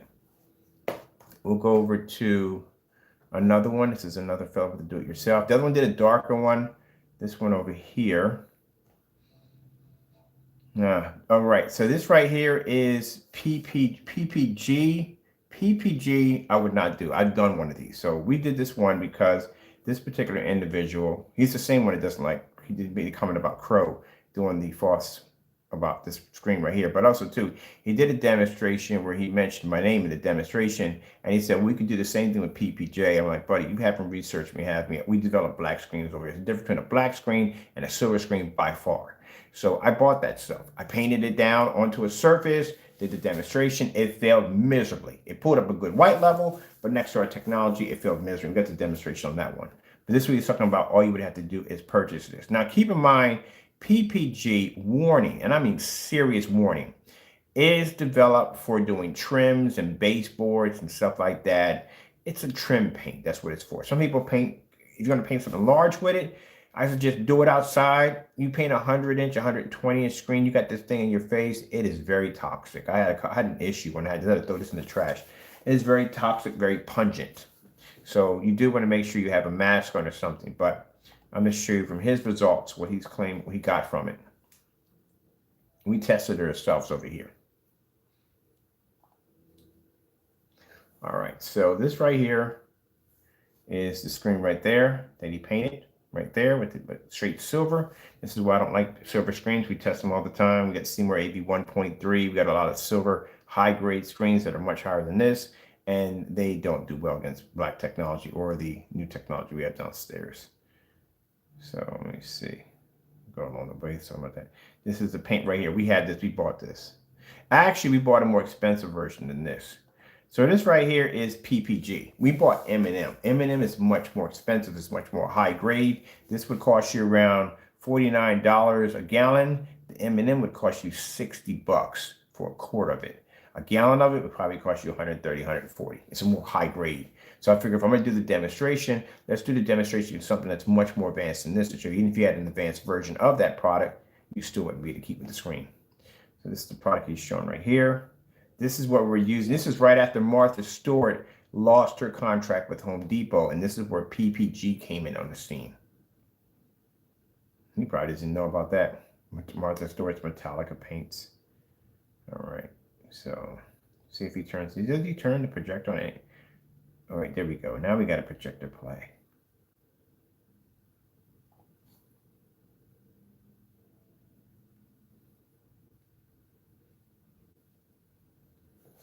Now, if you notice, shades are blocked. We got a shaded window here. It's pretty dark in the environment. All the lights are pretty much out. You just have the light coming through the shade. That's the only ambient light you have in the environment. Because if you put lights on this environment, both screens will fade horribly.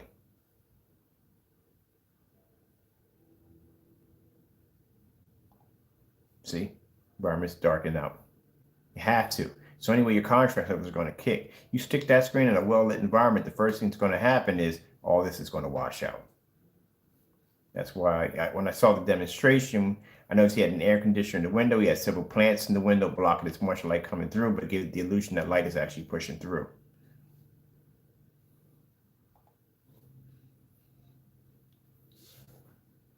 All this is washed out. See the blues? That's supposed to be deeper. The blues right here are supposed to be the same color as right there. All this is washed out. It's an all washed out image. Oh, boy. Let's come out of here real quick.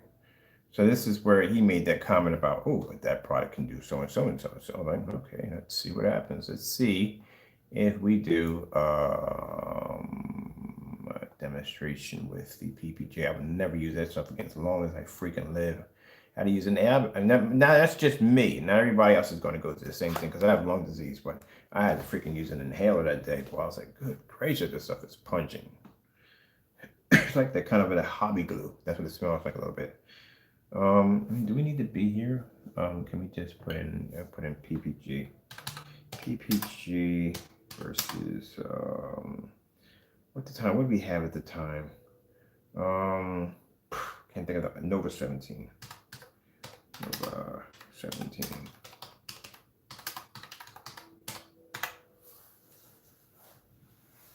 Let me see if we can dig it up.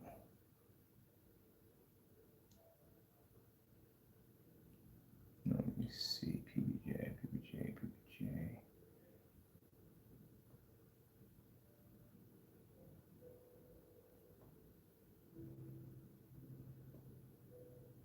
Did you know that's the Black Nova outside versus the individual screen paints? Yeah, we took a screen outside to see if it can withstand a Nova 17 outside at 1,000 lumens at 13 feet back. They didn't even pick up. That's why I said that you don't even want to bother with those products at the end of the day. Oh, here's the, on top of that, here's the, real quick, this is the test. I told you we put all our screens on the same test. That right there, you see that screen right there? That's a Nova 17. The black on black test where we take the screen and we basically put a black surface again it to see which one can pull the highest white level. A Nova 17 can do that.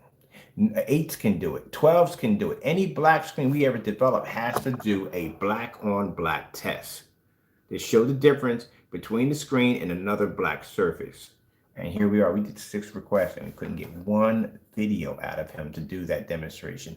Avoided it at all costs. It should have been the first demonstration that person did. Anytime you develop a black product, and usually anytime we develop any screen, today we got to develop one today. So anytime you say develop any screen, the first thing we do is we hit it with certifieds, we hit it with white screens. We do all that right from the door when the screen being developed to show you exactly where the screen stands. Whew, man, I find that PPJ. Wow, these are Digital 1 crystal screen paints. These are really back in the day. Yeah, this is what basically we went up to the demonstration. We said we can do it yourself. No, really. Sorry, buddy. Been there and done it already. What if it was a PPJ? And so that we're making products right there. We're making the product. Same thing. Bullseye paint. This is bullseye paint. The glitter right there. That's another way to make it. So you can find that toxic PPJ. That stuff was the worst. I'm going to go through my category because it's not going to do this up in any way whatsoever. That stuff was the worst thing I ever worked with. I couldn't imagine someone being that close to a screen painting that thing in, and good luck. good chance that you might have a flashing red truck in front of your house by the end of the day. Let's go here, go 100 down. Go through our demonstrations and 100 down that PPJ. And mind you, it's funny because that's right around the time we had the exotics. So he came in. The guy made the statement. He's not a bad dude at all. He just basically, this is we made Digital and Crystal Screen Paint. We made the product Digital. How I made my first screen paint. Yep, showed you how to make it. The same thing. It's made the same way, but it's silver in ours. But anyway, not a bad person. He just didn't do any research on my company, which he should have done.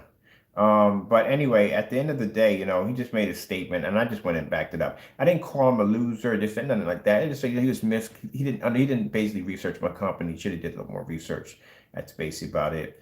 And that's all. We just left it at that. And I never heard anything else. He never mentioned anything about my company. And that was the end of it. That was all right there. That's right there. We gave Crow a challenge right there to take a screen outside. That was never met. That was never done. We all knew that wasn't going to happen. There's another black on black test. That's at 1,000 lumens. 1,000 lumens black on black test at 14 feet back. They have to be done. And the reason why, because the guy sat there and said in the video, he said that the screen does not operate under 1,000 lumens. You have to be at best at 25. We can do it at 1,000. We did right there. That's the UV mix, black vinyl, and a black surface on the Phoenix technology, showing white levels, showing our screen pulls a higher white level than the UV. Another black on black demonstration test done again. Did about 4 or 5 of those. I got a ball with that. I love doing black on black tests. They're fun.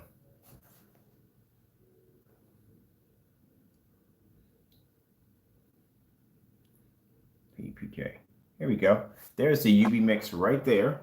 Test against the Phoenix. Downstairs, motorized projection screen. Came out the exact same dark image. You see it right there. Same as the mix we made ourselves. Product we made ourselves. Came out real dark, came out real dirty. And that tells me at the end of the day, the product was never tested. Now that fellow did some testing on this product. His white levels weren't that bad. But like I said, at the end of the day, he's still going to have some issues. We're going to make it ourselves, but he's still going to have some issues. And ultra short throw, you wouldn't have much of a problem with an ultra short throw. I don't get it. The only time screens have problems with ultra short throws, unless they're using a form of reflectable surface. That's where you're going to have a problem. It's the reflectable surface. Because the reflectable surfaces sometimes have a problem with something called the narrow viewing cone effect. That's what we're going to show you. That you stand in front of a screen. If you turn to the left, if you turn to the right, the screen gets dark around the edges. That's where that problem comes in.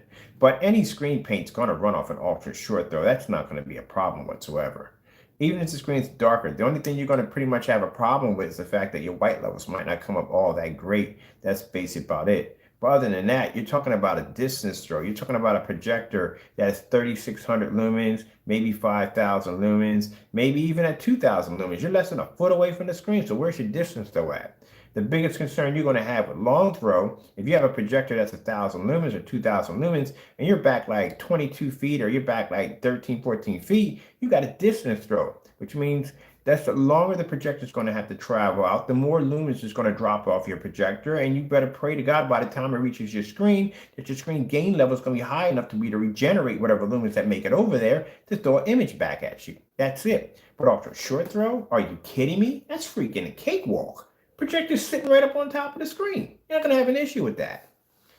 No, the problem that came with ultra short throws is that reflective surface that they use for that ambient light projection to make the screen to be able to reflect more light, the ceiling light projection, all that stuff. They have narrow viewing cones effects. It's the reflective surface that does it. But you can take bare silver screen and show it on an ultra short throw and make a difference. You don't have to mix it with nothing at all, period. It's still going to react the same way. That's that mumbo jumbo they feed you, and the forum sites feed you all that freaking mumbo jumbo, blah, blah, blah, blah, blah. Well, how do you know this? Here's a test demonstration. Knock yourself out. Have a party, Barbie. Yeah, come on now. I know this stuff already. All that protocol nonsense came in from projection screen companies developing these screens, and these screens having very shortcomings, which means, you got a screen that's supposed to be ambient light projection, but yet you got to use it in an ambient light controlled environment. That makes no sense whatsoever. Your screens are supposed to be to produce amazing color and contrast levels, but at the end of the day, you got to calibrate your projector so your colors can come up properly. Yeah, how does that even work?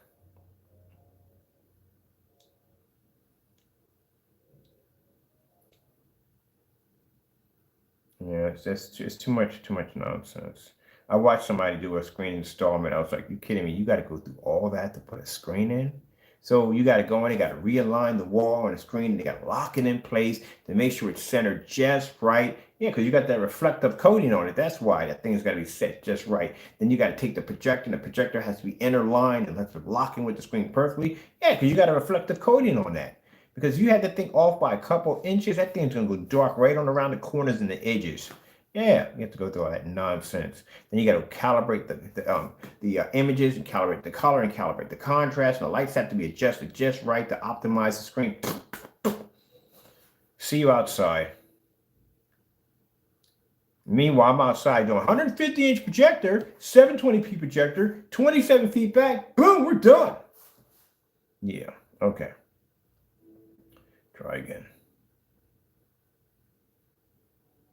That's why people get discouraged. They get really discouraged. Oh, lucky you guys didn't come up when we were making screen paints, because man, it was freaking. They made it sound so freaking technical. It was like, are we putting in a screen? Or are we doing brain surgery? I mean, the way people. I show you some of the videos where people where they were building frames. Like you had to have a T-square, and you had to have it perfectly. You had to cut it on this angle, and all the screws and stuff. Like, oh my goodness, are you freaking kidding me? Like, what are we building here? Noah's Ark? Or are we basically putting together a frame? You get to just interline it with the Saturn, and align it with the planets and the nucleus and the nebulon, and then boom! Yeah, right. Well, I'm not going through all that crap. 4 pieces of wood, staple them, put in the either put in staples or just put in basically the what do you call it? The L brackets. Done. If we dig it up.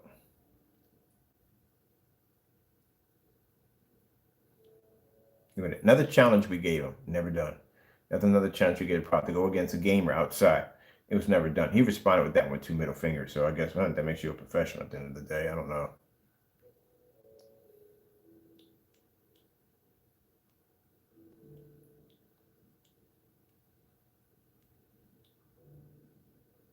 I'm gonna get me another one of those projectors. That Epson. I need to find that other Epson. Matter of fact, we need to find a cheap Epson. I need to buy a cheap Epson today off eBay.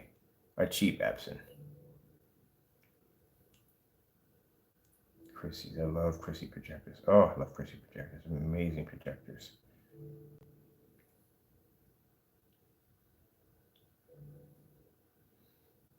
Untested mixes, made our products over here. Like I said, all reacts the same way.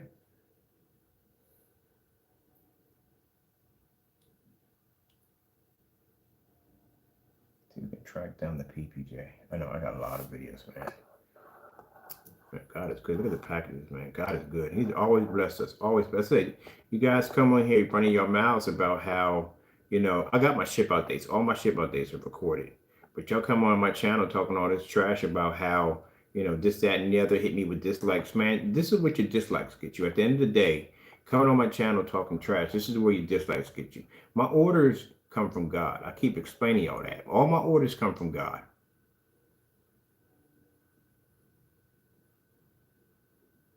So y'all can hit dislikes, hate, whatever y'all got to do at the end of the day.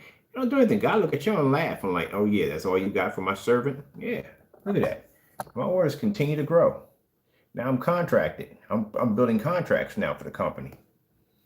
Yeah, God always blesses my hand. Always takes care of you. I like to make sure I have what I need. He's the one that blessed me with my company. He's the one that blessed me with the knowledge to be able to design the things I have downstairs. This is why we're going to go through 7 screen paints. We're going to do 7 screen paints this week. Not only 7 screen paints, every last one of those screen paints is going to be to do a certified right from the door. You tell me any company that can do that.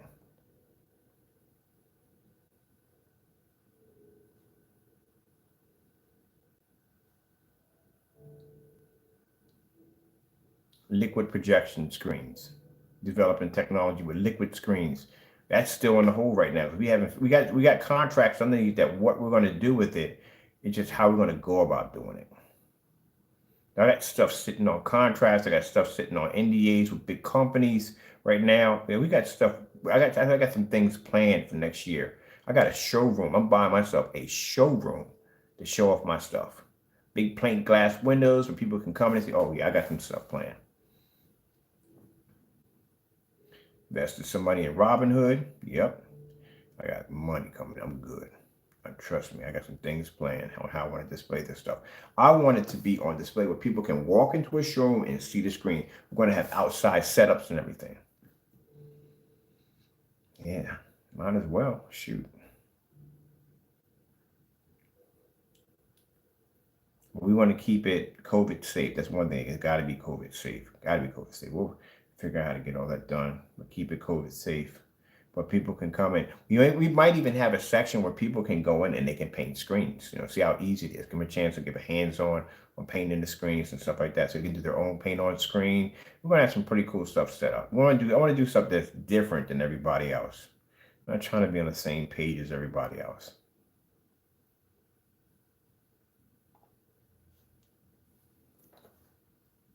I'm not trying to do that. I want to be different from everybody else. Everybody's sitting out there doing these dark environments and these poorly lit environments. Meanwhile, I'm outside with a Nova 17 doing this.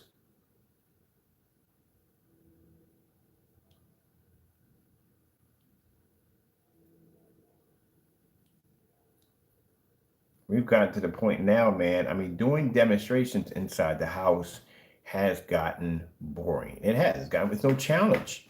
We've done inside the house too many times to count. Outside, man, that's where the fun is at, man. 250-inch screen side by side outside. Oh, freaking love that huge freaking screen.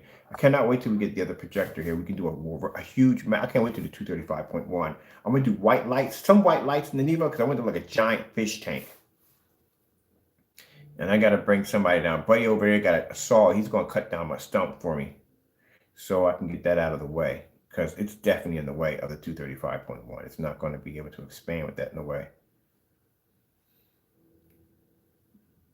I look back and I see exactly how many times God has blessed my hand.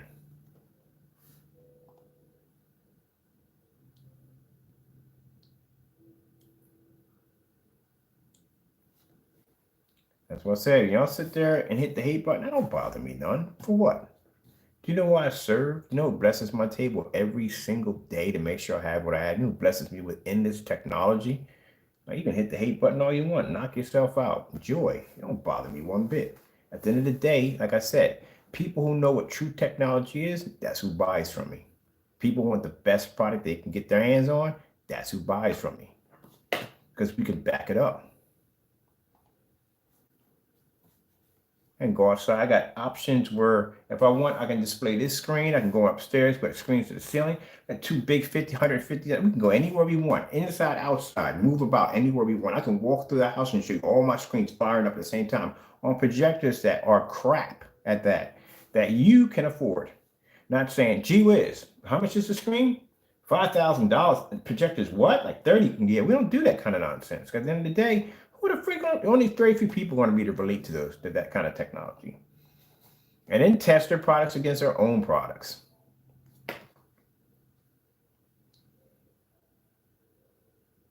Look at that. Screens sitting in windows. Y'all, they got screens, there's some demonstration you just saw. They're avoiding window light. We got screens that sit in windows.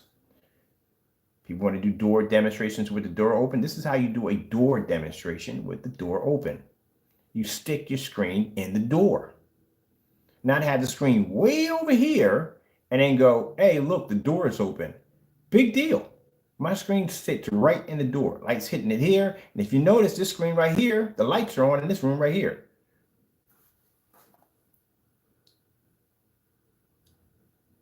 That's before I got Taco. Yeah, before I got Mr. Taco. Mr. Taco, none of his toys are there. They look so empty without Mr. Taco. I don't mind going to Taco Land. I'm actually going to get a sign that says, welcome to Taco Land. Population 1. But yeah, that's before I got Mr. Taco. People ask me, how do you get your cat? My cat walked in my house. That's how I got my cat. Nobody bought me the cat. No one bought it down for me. He walked into my house. He walked right in the house, sat there in the middle of the floor and went, meow. And I said, well, yes, you're staying. And that's where he was. He stayed in the house. I let him go at first. I let the door open, let him go, make sure he didn't belong to somebody else. But he kept coming back. He kept meowing. I kept bringing him back in. I did it 3 times. I guess he didn't belong to nobody. So after that, we sat on the couch. He went to sleep. I got him some food. Went on Amazon and went shopping. Started buying them toys and cat tunnels and all kinds of stuff. Yeah.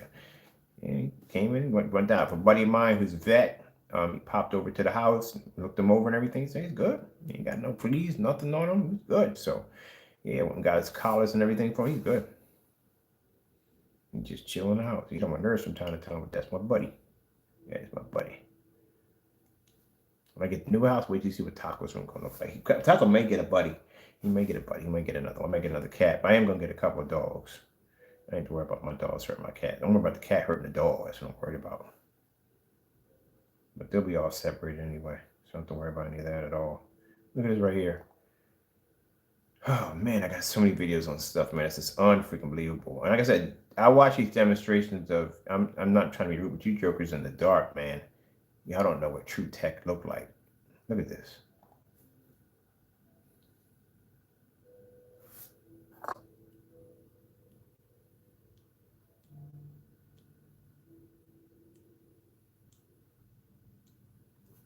I'm going to buy me an Epson projector today.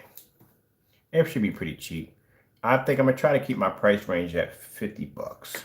Yeah, $50. If I can get it for cheaper than 50, I'll do it for 50. But my price range is going to be $50 right there.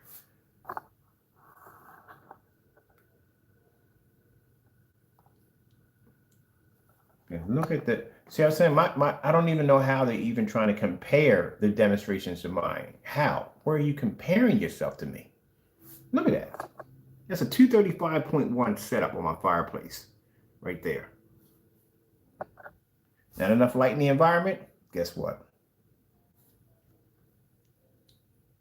Boom, boom. Turn the lights on. Y'all, seriously? Really? That's what that's my profession is. Ambient light rejection technology and black technology. See how clean that screen looks? And y'all sitting there tucked away in these little dark areas. That's why I said when I shake my head, I go, too dark, too dark. Even with the certifieds, I'm talking to certifieds too, all of them. Too dark, way too dark. I have that screen in the next room over there. That's actually acoustic. That's an acoustic 235.1. Never got around to launching it. We make acoustics in 235.1. It's the only one of its kind. There is no such thing as a black acoustic screen at 235.1. The Japanese tea room. Oh man, I remember this room used to be the Japanese tea room. Now I'm turning it into this is going to be my /arcade/anime room. I'm still working on it right now, but this is when it was the Japanese tea room. Oh man, I'm telling you, I like the Japanese tea room right there. That was the Japanese tea room right there. I have my teas and stuff set up here. I had a little area back there I can basically make my tea out. That was a nice little setup in here. I decided to change it out. This is when we had the acoustic screens put in. I had the fountain over here. Nice red walls, all that. Yeah. Now we're going to change it to something else.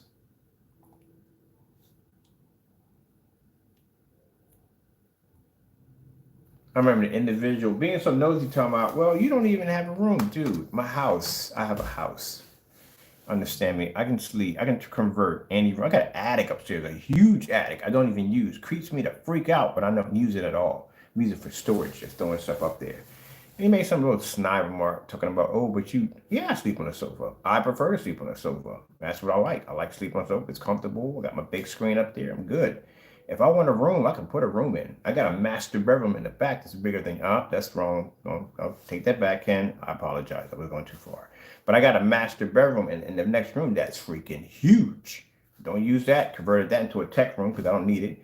I got the other room there, which was an arcade room. And I figured, and since I got the cat, don't need 2 arcade rooms. So I turned this one, convert this one. The cat got his own room to himself. And then downstairs, like I said, I like sleeping on the sofa. I got a nice little comfortable sofa. It's comfortable. It's what I like. I couldn't care less what any people think. That's what I like. For one, I put a bed in the kitchen if I want. If you want to talk about basically living quarters, you don't want to go down that road. You've seen the size of my kitchen. I mean, I ain't got a huge kitchen. My kitchen's a good size. My kitchen, when I first got this house, I looked at the kitchen like, good gracious, because the kitchen can be a / dining room. I had a master dining room. That's where the theater room was. A master dining room was in there. They had a brand new table and everything in there. You want the table? I was like, nah, because I had to figure out where I was going to put my screen at, because I need a screen for work. So that's why I put the screen at in the room. I was like, man, I got to put an ultra short door in here because it's not going to fit in here. So that's why I ended up putting the theater room at. And then later on, I put a screen in the other room. But yeah, if I want to convert, I can convert that, take everything out of that room, put it up in the attic, convert the attic into basically a center upstairs. Would be nice up there. And I can turn that into a master bedroom with no problem. But I don't need it. When I get my new house, you're going to see how that's set up. That house is an 8-bedroom house that I'm purchasing. 8 bedrooms, 5 baths that I'm picking up. 4 acres of land that I'm going to pick up. I was going to do the shipping containers, but at the end of the day, I'm not doing the shipping containers. I want something I can move in right in, set up, and be done. This is COVID. I don't want a lot of people working, moving stuff back and forth. I don't want that. I want something I can move in and be done with it. So I'm looking at 8 bedrooms, probably 8 bedrooms, probably about 5 baths. So out of all those bedrooms in there, none of them, I would sleep in none of them. The ones where I'll be sleeping at the most, downstairs, in my living room, with one of those giant, huge sectionals. Oh, I love those things. I'm gonna get a giant, huge sectional. I'm gonna get myself 3 4K Dell projectors and a wraparound screen. That's it. That's gonna be my hookup right there. All my speakers are gonna be hidden so you can't see them. That's how I'm setting it up. So at nighttime, I can jump on my giant sofa with all my cushions and everything and tuck in deep and watch my wraparound screen. Have my VR system set up over here with my hookup, gaming systems, all that set up, done. That's it. That's all I want. And the rest of the rooms, I guess I'm going to turn them into whatever I want, like tech labs or I don't know. I haven't figured out what to do with the rest of them. That's my retirement gift. Right there. That's what I'm doing. But I'm not in any of those bedrooms or what. I'm not even buying a bed. I'm buying a huge, massive, giant sectional. Hook it up. That's where I'm going to be at.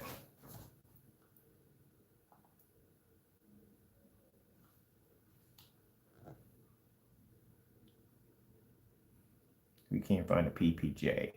We'll go downstairs. I know we got it. I'm not doing a demonstration again for all the money in the world. That stuff was pungent. Oh yeah, this was right around the time. Yeah, we had the green paint. This is right around the time. So it should be in this area. Sorry, man. I got a lot of videos, people. A lot of videos here. Affordable projectors. I want to get a Panasonic. I had only one Panasonic. I would like to get another Panasonic.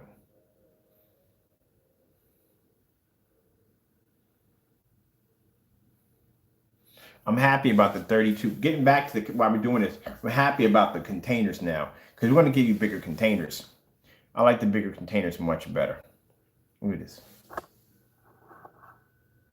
Orders. Stacks of orders right there. I told you, my Lord, take care of me. Take care of me. Make sure I need what I need at the end of the day. Oh, when I had the VR glasses, I'm getting me another pair of Quest 2s. I've added it up. If I went and got the G2s or the Index, which I'm still planning to get those either way. But until they can drop that freaking the video card, I mean, come on, are you freaking kidding me? It really seriously, I want $5,000 for a freaking Titan 5 video card at $5,000. I understand it's like 24 gigs, but good gracious, man, that's a lot of money for a freaking graphic card. $5,000 for a card. Yeah, it was a bad. Oh, this is the nuclear paint I developed for the screen. That's the first screen in the back when we got downstairs that I developed the new paint for. Japanese tea room. Oh man, I missed that room. It was a real nice room. I couldn't deal with it, man. I just like being downstairs. I couldn't deal with it.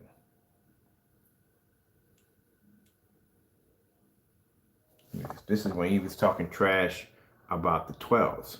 And they're running your mouth about the 12s. Or the 12s are scam paint. Don't buy it. So and so and so.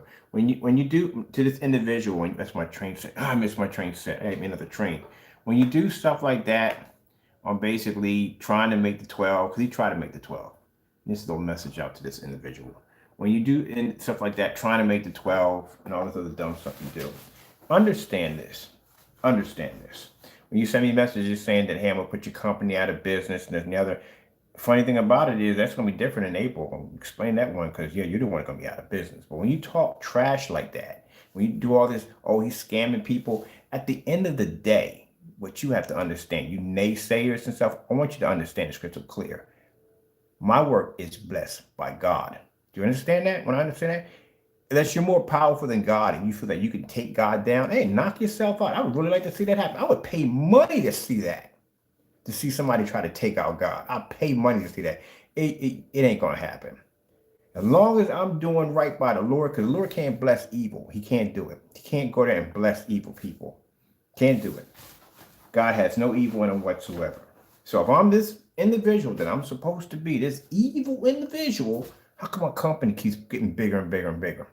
How come I'm obtaining contracts? How come my table is always blessed with orders? My company relies 100% in Jesus. That's it. My company is Christian based.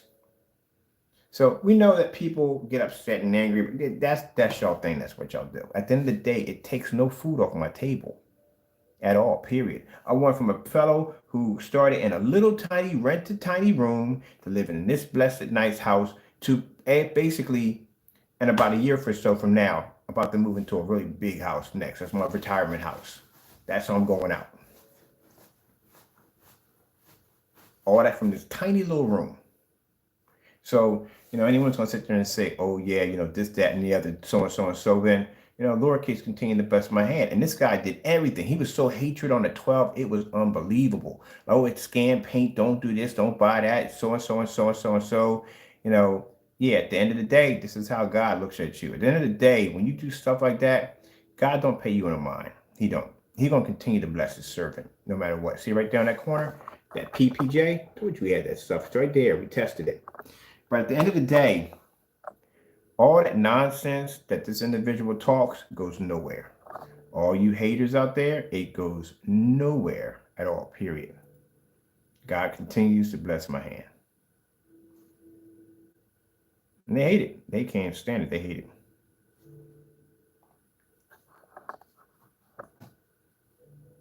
I'm sorry you feel that way.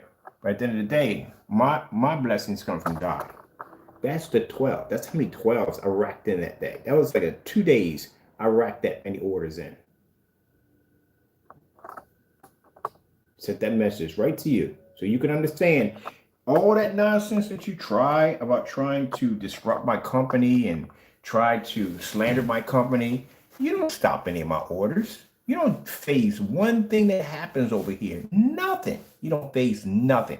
At the end of the day, if I'm serving my Lord the way I'm supposed to be serving him and I'm doing right by him, and I say, Lord, we need some orders today, the Lord blesses me and takes care of me. You can do all you want to do all day long. It's Satan himself sitting in hell right now with all the power that he has. Can't stop what I can do. What makes you think you can? Understand where I come from, who I serve at the end of the day. You need to know that 100%. My Lord protects me. Anything, if it's within his power for me to have so, and if it's in his right for me to have it, I will have it. The technology we were blessed to have is unbelievable. You are going to see things in the next couple of weeks you have never even seen before when it comes to technology and screens. We have technology under 17. Even the 8s themselves by themselves are so far advanced that they can take out screens, the screens we have now with no problem. But that nonsense you be talking about, all this stuff about this, that, and the other, you don't take nothing. You can try all you want. Scan this, scan that, whatever, blah, blah, blah, blah, blah. I tell you what it did get you. It got you a lawsuit coming up in April. That's what it got you. That's what it got you at the end of the day. But all that nonsense you talk about, trying to make our products, man, please. If you was doing so much damage to my company, then I wouldn't be in business right now. If you had so much control over what my Lord and what he does in my life, my business wouldn't be where it's at right now. You don't do anything at all. Nothing. It's like when I read in the Bible about when it says evil gashes his teeth and God laughs. And that's what he does. He laughs. When you do stuff like that, he laughs. These are my ship out dates that I'm showing you.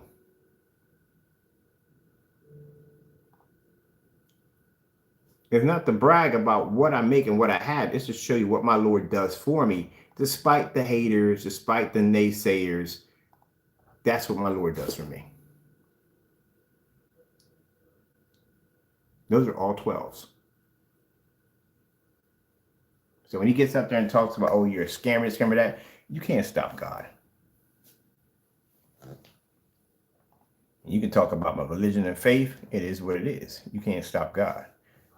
Number 17s. Look at this. Right there. More orders stacked on more orders. Look at this. More orders stacked on more orders. That's how amazing my Lord and Savior is. See that? Look at that.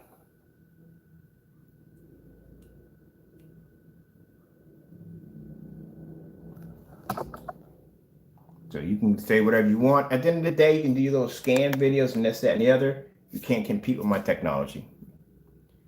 Can't match any of my demonstrations. Can't complete any of my challenges.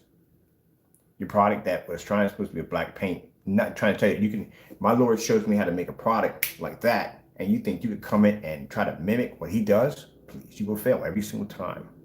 Unless you do it the correct way and you do it the right way, then you can do it. But if your intentions are to do something evil against me by saying, oh, don't buy his product, I can make it that fast, I can come in there and show you where your product is wrong on so many different levels and give you a challenge and tell you to make my product so I can post it something against my own product and you won't even do it. You will avoid that at all costs. Look at this. You see this technology right here? These are wallpaper screens that we developed 4 years ago. We never launched them. We just designed them for the sake of just designing them to see if it could be done. Because I saw, what was it, LG? LG had a wallpaper screen. I'm like, I wonder if we could do that. And this is what we got.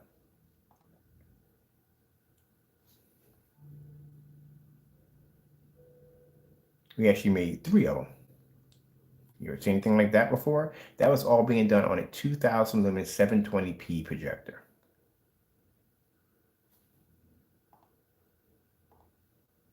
But we never got around to finishing them.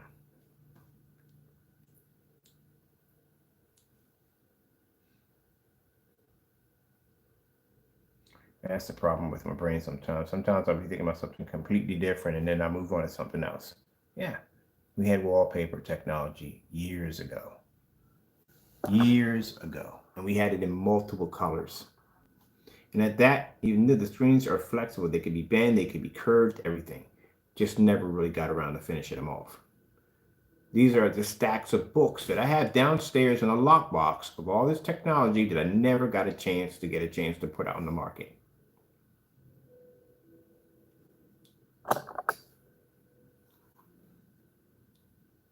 Can pick up an angle gain from any angle in the room.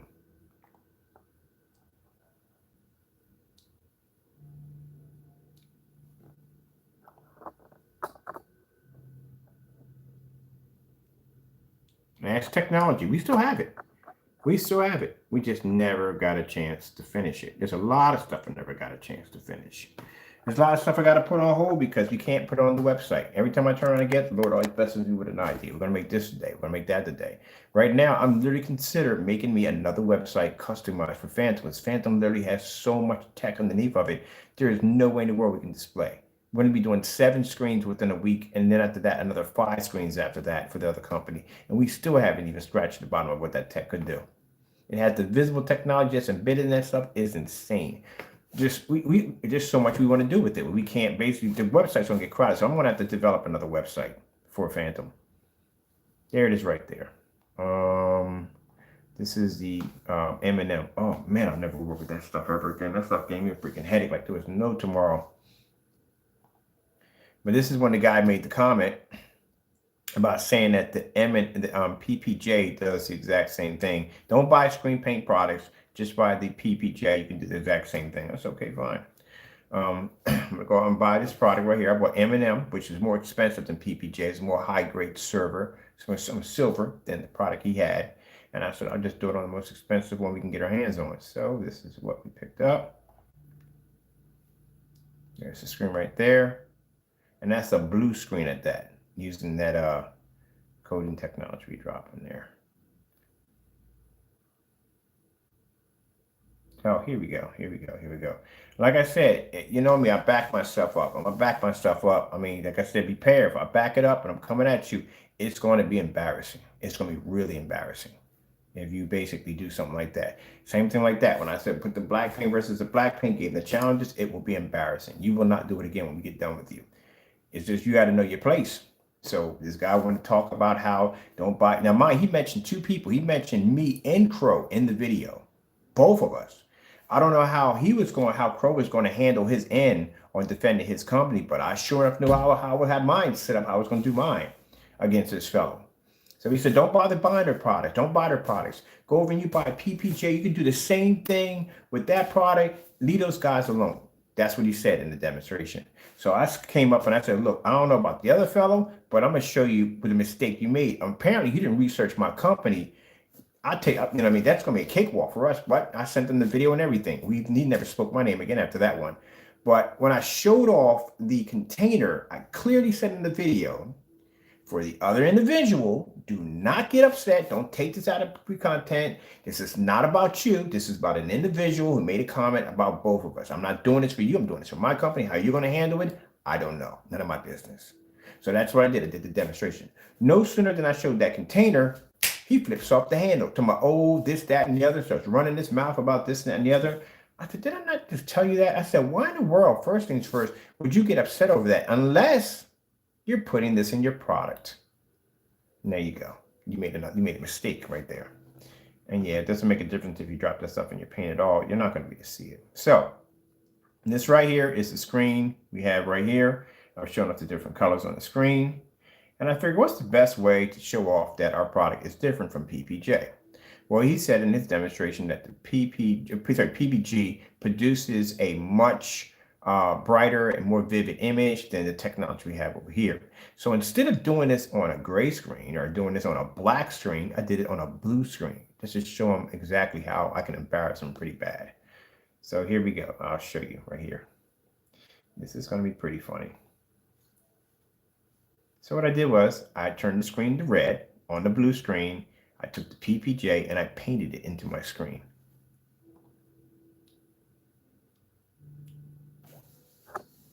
Because you claim that at the end of the day that this product, this PPG, produces a higher red level than the product that I'm making. So at the end of the day, if I had painted that entire screen with that product, that means my screen would not be able to pick up red.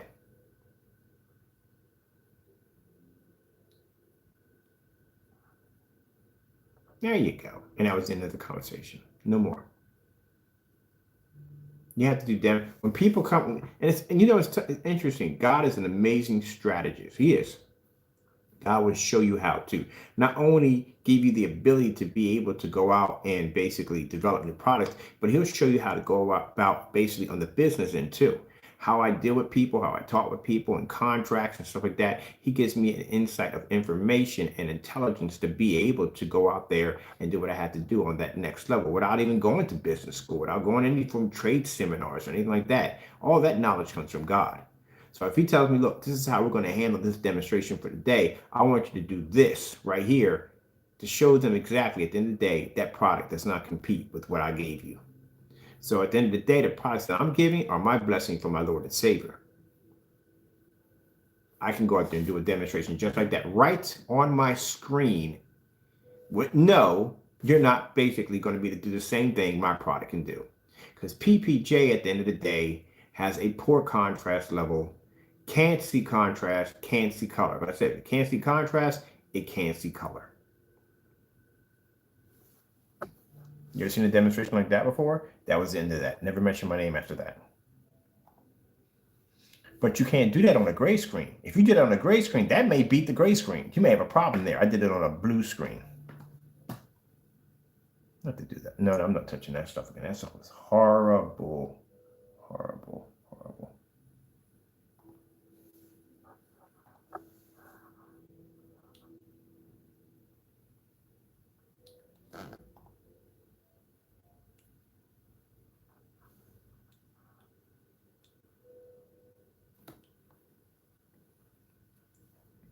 That's the same thing when I did the demonstration. We took the black screen.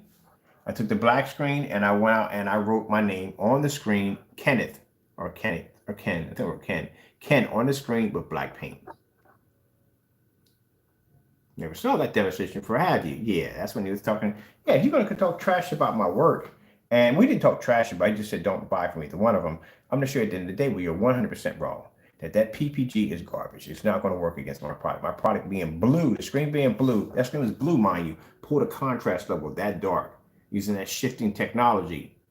And that's what it did to the PPJ. Didn't even pick up with the lights out. Yeah, try again. My screen should be dry downstairs. We're going to be making some other great screen paints today, too. I know I get too far into this, but I like what I do. I like what I do. I like what I do. Anyway, yeah. That was a funny. I got to post that one. That was an interesting demonstration. Got to post that one. We had talked all that stuff about, yeah, you know, they don't pick up and they don't do this and that and the other. You know, skip them. I don't know how he handled his, but I know how I handled mine. So Lord said, go out and buy it. That's what I want. I bought myself M&M, which is actually the most expensive and more high quality one than that one. That's what I bought. There it is right there. Deep red Phantom. Isn't that gorgeous? You got a dual projector setup. Boom. So we're using the dual setup. At the top, we're going to be using projector mapping up here. At the bottom, we're going to be using for the either for the PS system or Fire Stick. We'll be making the blue today too. Blue's going to be designed today. So the screen you see out in the hallway, that right there in the kitchen, that's going to be where the blue's going to be at.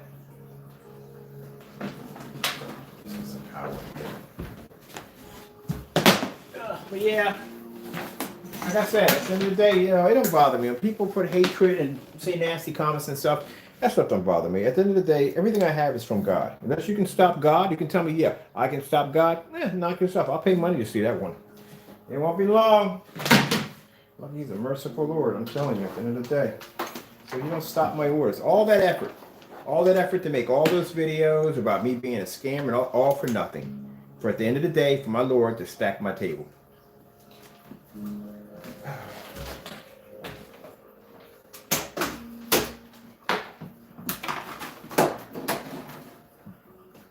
That's what he called himself around Christmas time. He did this video talking about, oh, I'm gonna give you the 12 for free. I'm gonna show you how to make it. You don't even know how to make black paint. Literally. I mean, I've seen what you make. You don't even know how to make black paint. It's really awful. And you're I'm gonna get it up for free. Yeah, that's right around the time you get it up for free. I had 60 orders on my table and another 40 in my account. That was a crazy day. And I needed a mixer. Thank God I got a mixer now, because man, whew, without a mixer, that was a freaking, that was something else. But still, blessing from the Lord. He allowed me to get it all done. I'm not going to give you something and make it impossible for you to get it done. Just got faith in him. Now, I'm excited because we get to do colors. Yeah. Colors. Let's see what we're hooking up here on this machine. I'm hooking up right now. I'm glad I made the 3D mapping equipment completely wireless, because man, I couldn't stand running like 50 feet of cable downstairs. So this is what we're doing right now. So I'm coming over and show you what we're hooking up. This is the 3D mapping equipment right there we're hooking up. There's the back of the projectors right there. We're not going to need this right here because we're going to be running our sound bar through there, sub over there. This is where I'm going to be playing at for the next couple of days. And I figured I might as well have some fun and bring down the 3D mapping software and have some fun with that, because I'm curious to see how 3D mapping applications are going to look on different color screens. So that's, we're going to be testing that out too. Right, so we need to bring in, what do we got next? Oh, I mean, there's a surger here.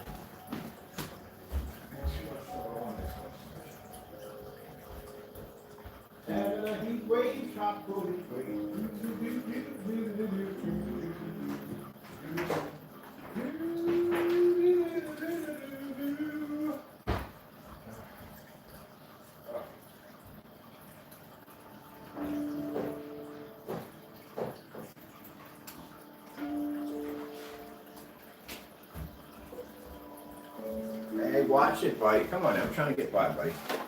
Look at my stuff. Taking your time slinking past me. How did we just get all this?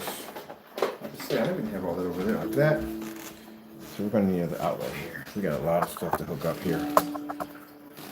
This is where I'm going to be at for the next couple of days. Over here, designing new stuff, coming straight from testing it. Woohoo! So here. So, and we need to put this over here, so we have an extra output for that one. And over here, we'll put this one here. Let's see what else we have. We have, it's all running. PS4 is running. Let's see what else we need. All right. This is for, all right, we definitely don't need that over there. So I don't know why I would have that there. So I'm going to have to get it. I'm going to cut that.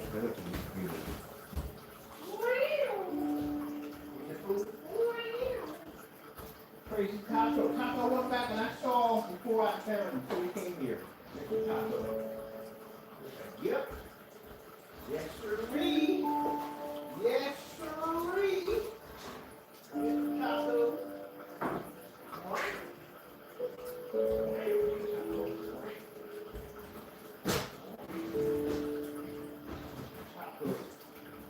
Raging Taco Supreme. Mr. Taco. What you doing today, Mr. Taco? What you got today? You gonna watch the TV today? Some food? Mr. Taco? We something to eat. I'm hungry. All right, so we're gonna connect from here.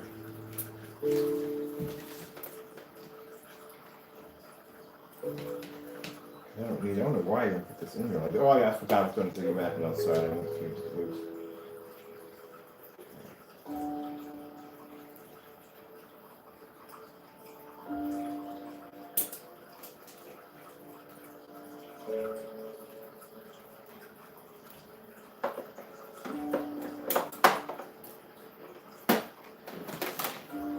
We don't need that.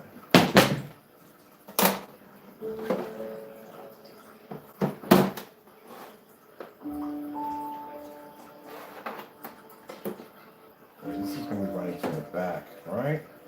Yeah, because we don't have this in the front, so I'm going to have to move the cameras here. Just the camera from here. Put that there, and we'll have to run this piece right into there. That'll turn that into the 3D map we need. The power cord for this one. And over here.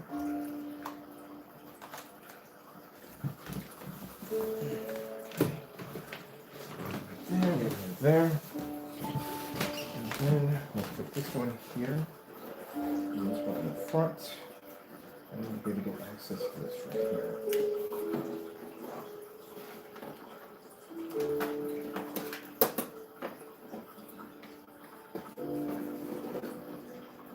And that's okay. Here's my ports. Here's my ports. That's let's see.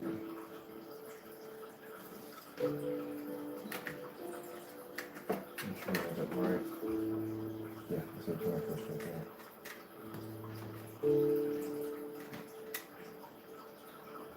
No, that's a USB. That's I don't want to use stuff in that. That's perfect. Put that right there. Put it right here in the front. Okay.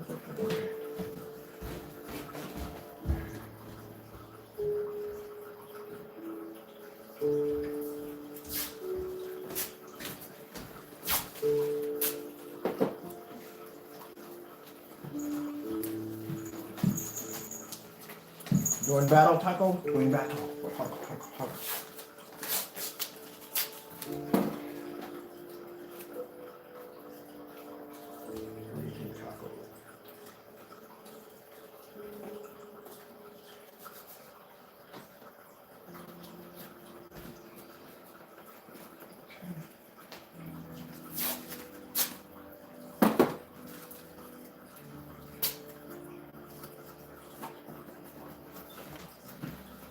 All right, so now we got our camera set up. So this right here is for the 3D mapping equipment right there. Got the camera set up for there. That's going to come out of this one right there. You're going to see no light come out of that. Nearly no light. That shuts down all the light for that one. All right, we got all the equipment here. All the computers hooked up. This is our machine.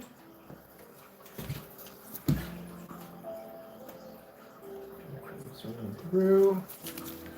And then we're going to run for our sound. Right now we can use the sound for this right now, but when we play the game system, as a matter of fact, no, I can run sound from where. Where's the other? I need to watch my phone real quick.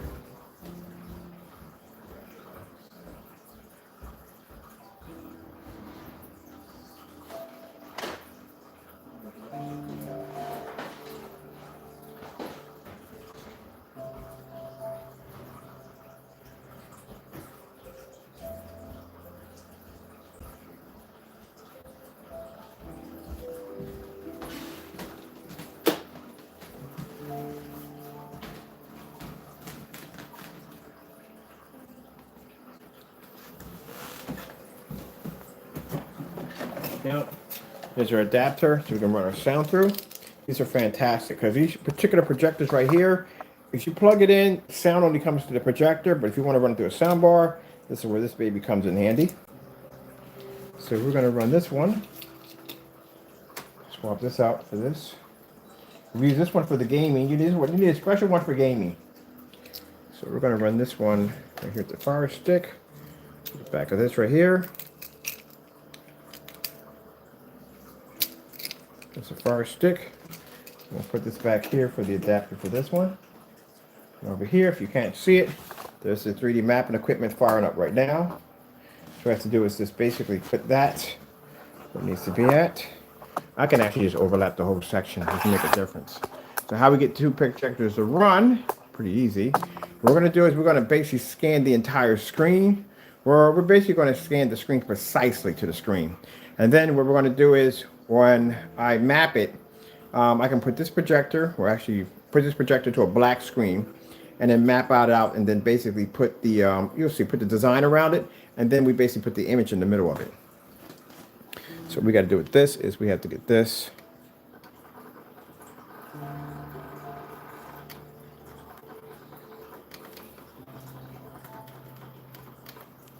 Almost in there. No, we don't want that. We want this one right here. Thank you. Where's my zoom in? There we go. No, zoom out, zoom out, zoom out.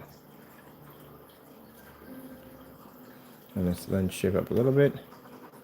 I'm a little bit crooked on this side right here.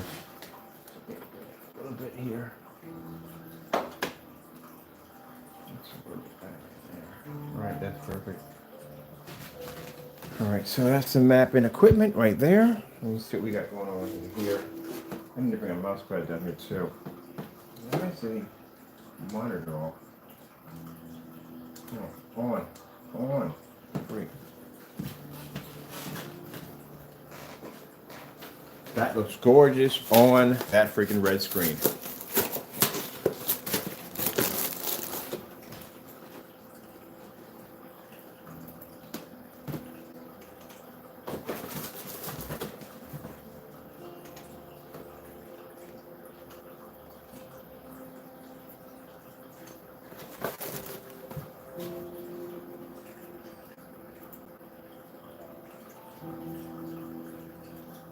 Now, while that software is opening up, we got the boosters in here, so we're good right up on top of the boosters. Oh, I'm going to have some fun playing down here today.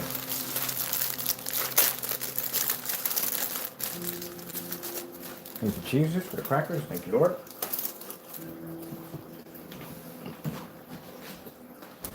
Come on, boy.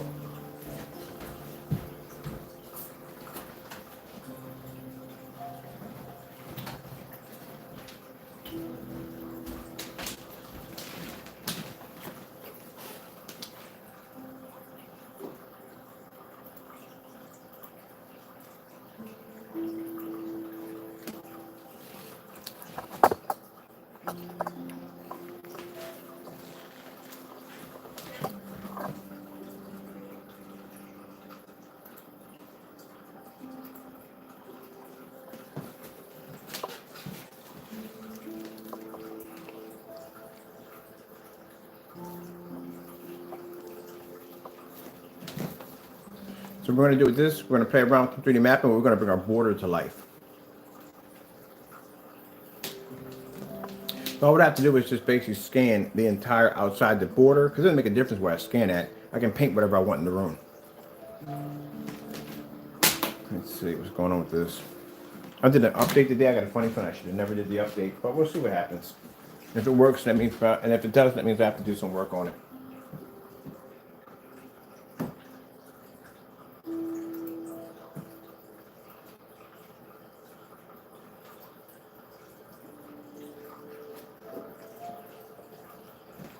So let me see what's going on here. The camera's not working correctly. What are these right here? I should have got this correctly.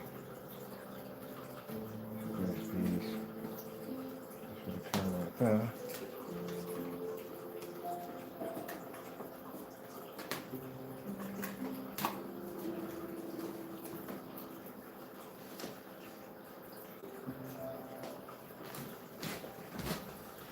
Let's see if I can fix this.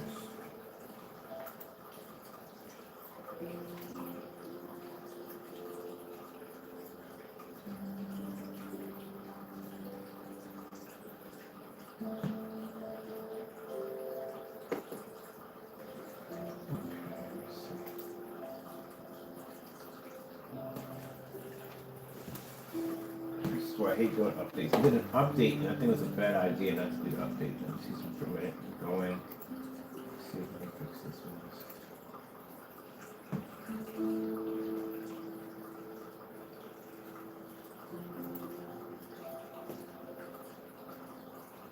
Alright, I gotta put an update through real quick. So then, and where my speakers in, my wires and all that stuff in.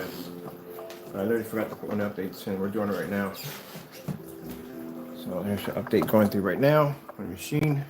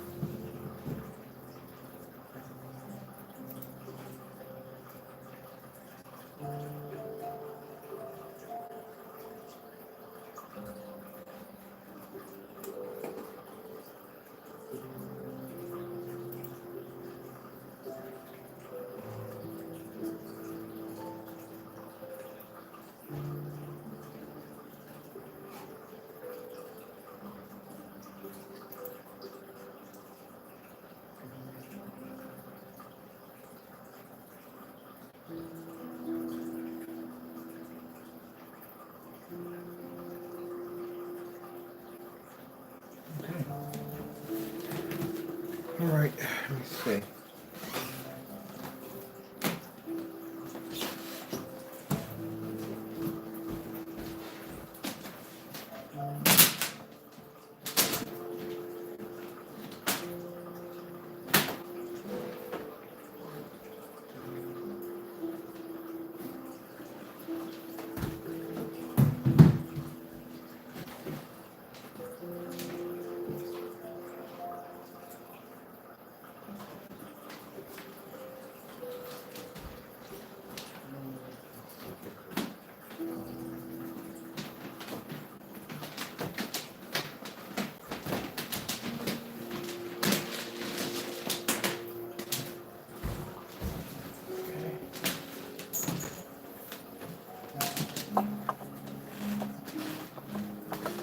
I need a cord for this one.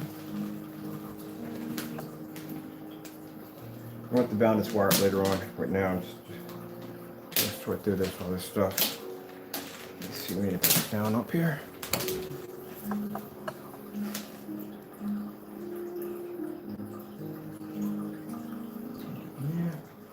I need the adapter for the LED lights. I knew with the LED lights adapters, which I don't know if I brought it downstairs or not. Did I not? Well,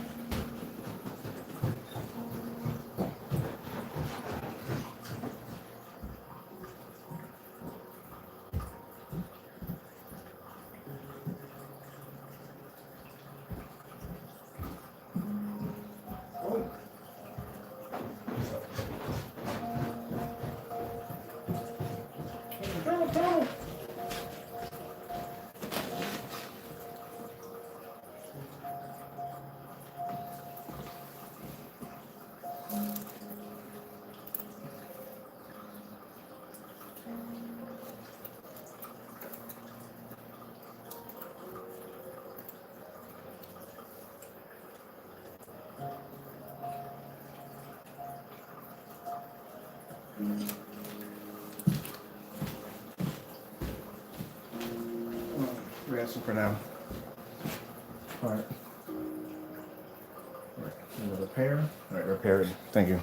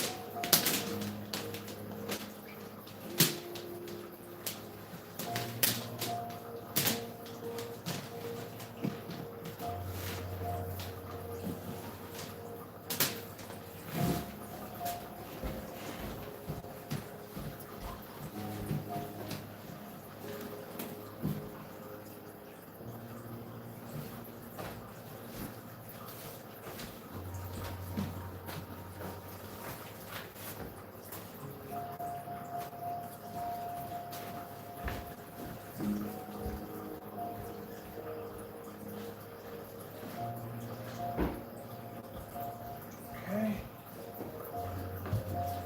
So welcome.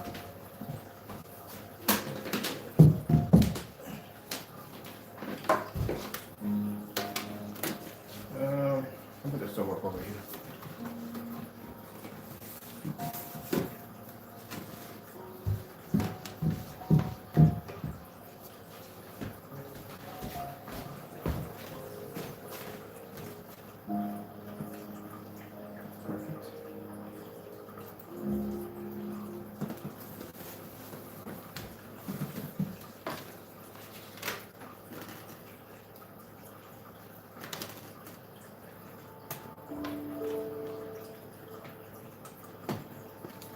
All right, so I'll disactivate it.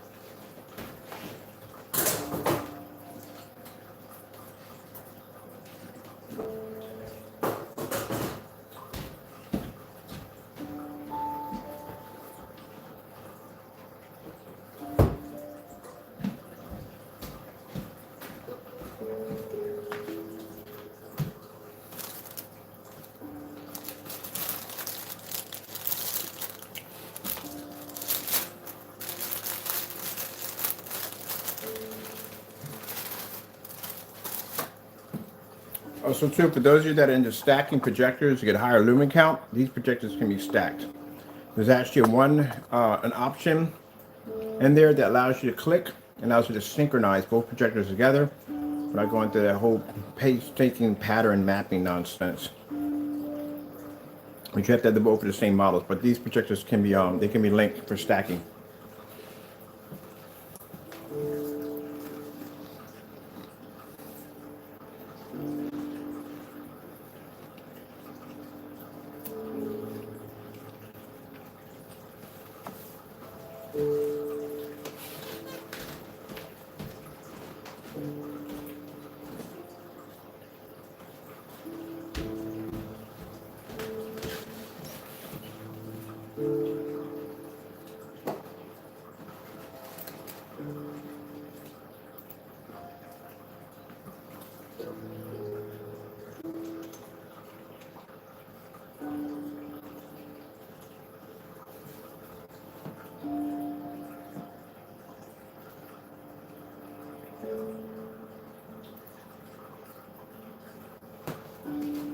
Hopefully it's worse. I don't like doing updates on Lifeform because sometimes it can make your system a little buggy.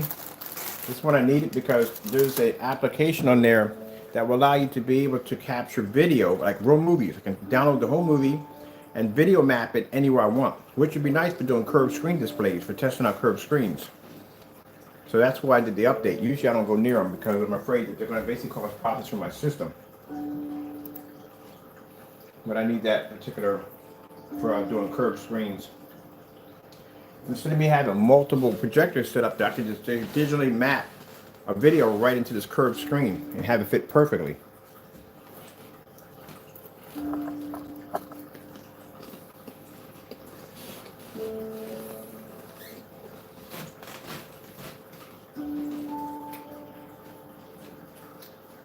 Put my camera as well.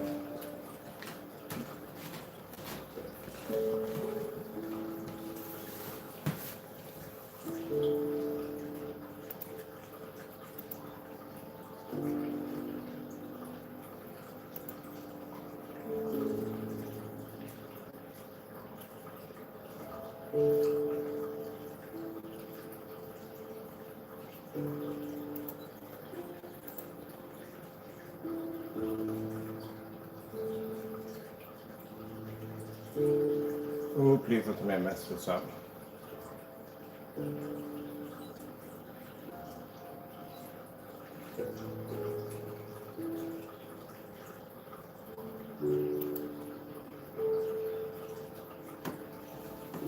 Yeah, I think the update messed up. When I messed up my my software, that's bad. I'm gonna have to go in and I'm gonna have to fix that. Which I'm gonna be just gonna display the other screen for the now. For the time being, it's on a separate monitor and fix this thing because we're not getting a camera display, and that is not good. Means something wrong.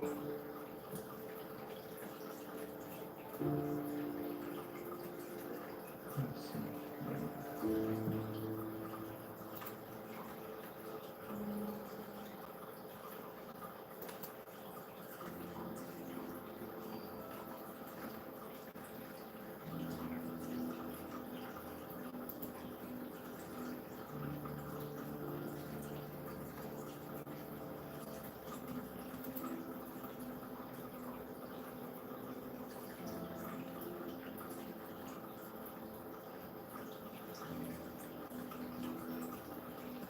Let's see if we can fix this thing.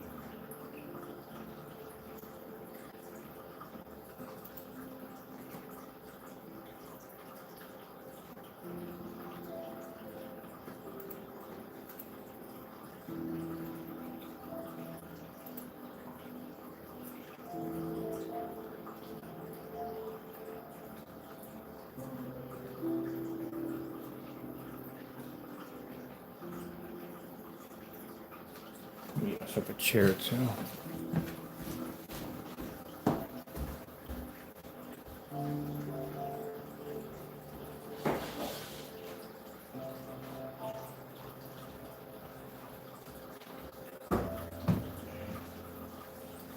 Here's the programming. Fix this mess. Something told me to leave it alone. Don't touch it. No, I want to do video mapping.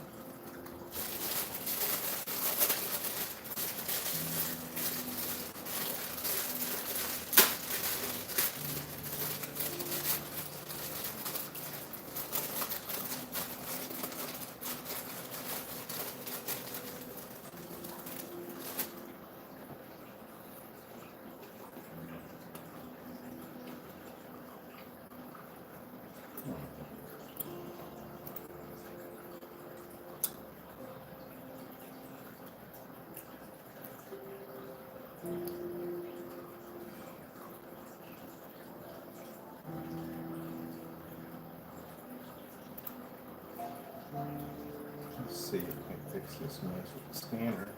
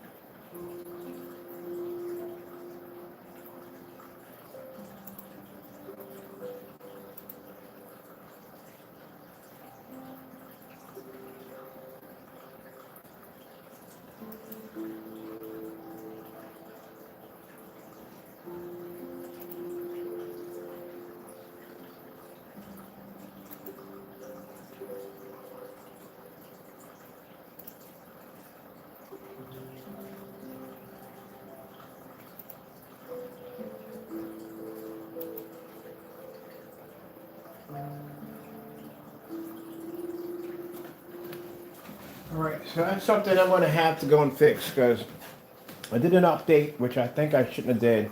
That's what I don't like about the Lifeform updates. They have some issues on them from time to time.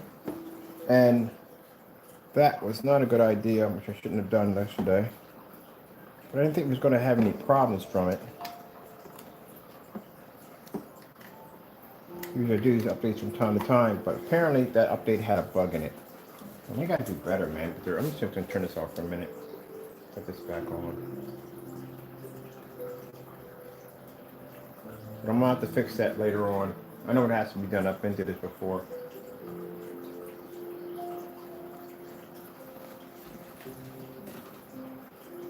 Shadow camera's not powered up.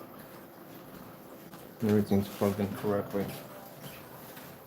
I'm just gonna come out of the whole entire software. It's showing right there. For some reason, it's not picking up.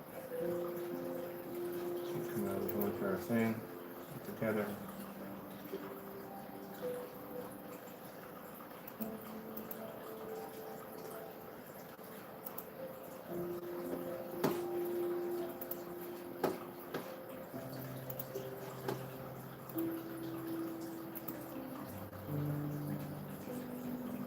Make sure I have the other projector to run at the bottom. I gotta figure out what's wrong with this. It's doing good on 3D mapping, so that's good.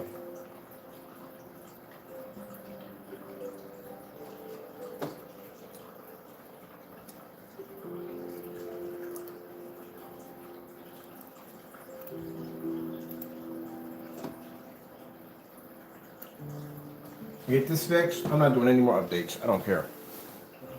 Because the last one was a headache to fix. I'm not going to sit here on camera trying to fix this. It'll take too long. I'm just going to switch over to the other option we have.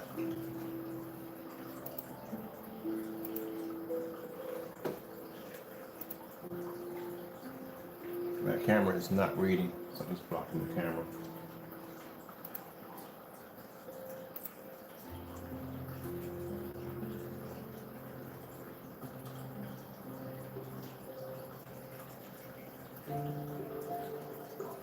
Yeah, and it's not going to allow us to get access into that part. Alright, so camera scan. Scan settings. Alright, so these are supposed to be off. Okay. 2D expansion, full. Okay.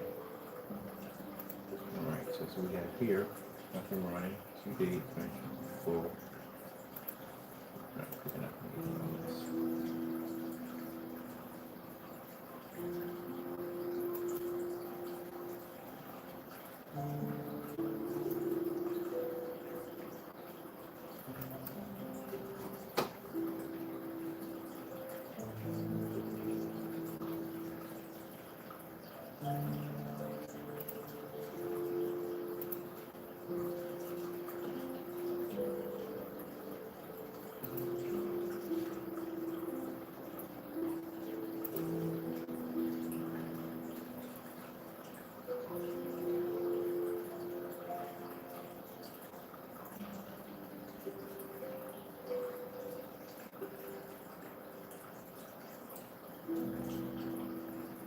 July 2020, April.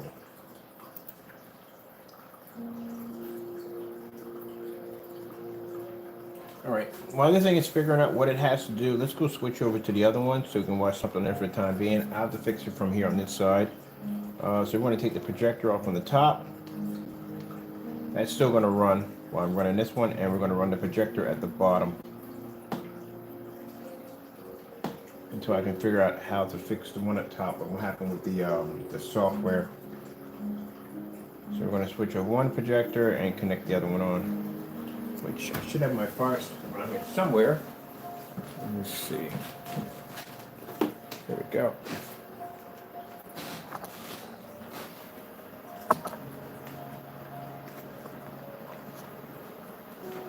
Oh, forgot we gotta change your options out here.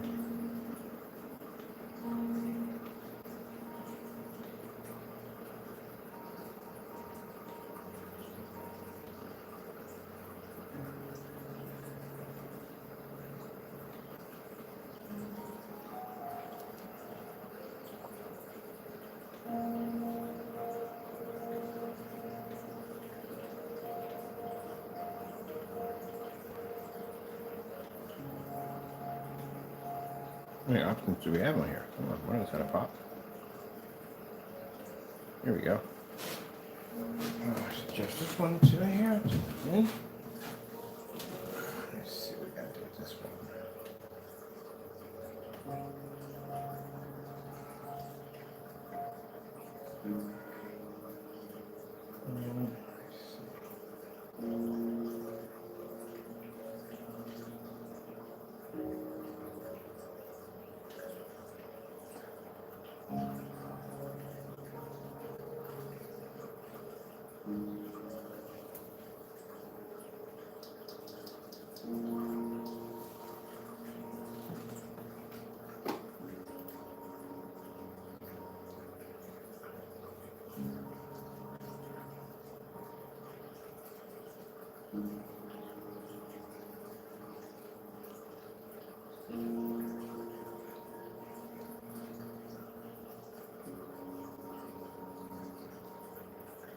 It's Macy's Veterans Day sale with our lowest prices of the season on furniture and mattresses, like the Jovan set.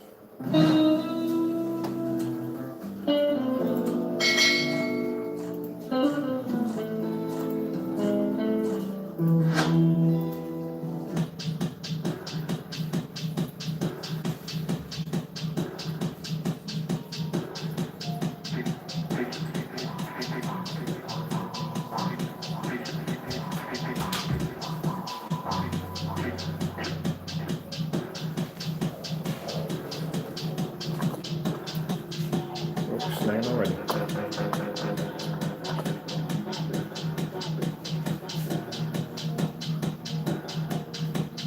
Alright, that's not doing it for me. Really? Let's put this one on.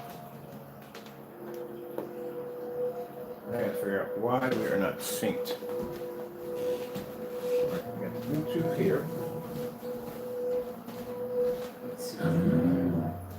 I gotta sync the speakers real quick. Bluetooth's not popping up.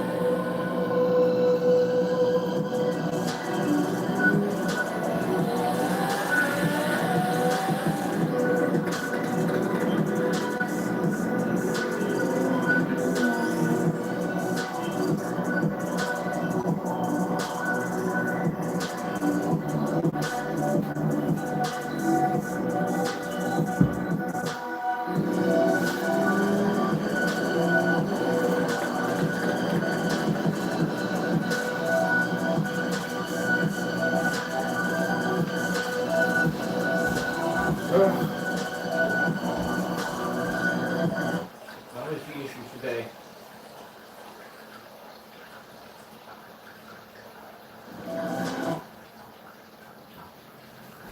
My day in technology issues. Is my splash in here?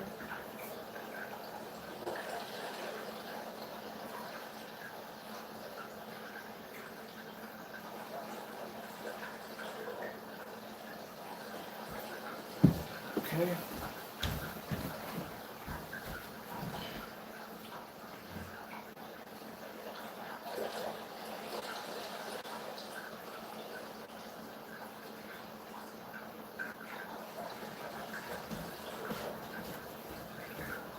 Just thinking of Bluetooth.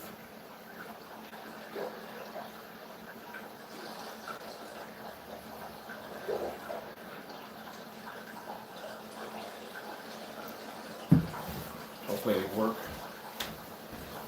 Ah, it's not today for my technology. It's not going to work right.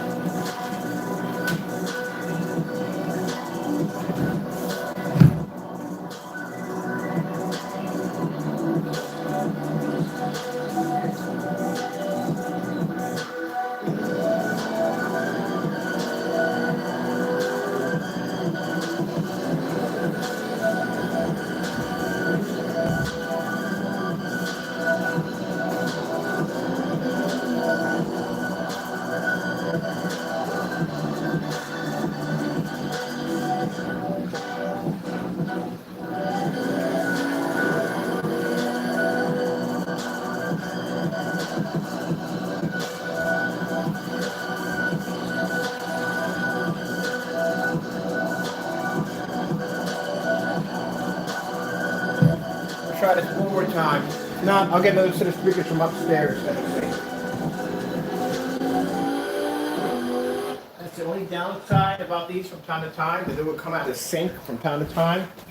So if they don't work, I'll get another pair from upstairs. We have more of them in the house, so just in case. I need to put on, let me see, where's the, and please, Ken, keep the fire stick with all this stuff around me. Let's try bass test.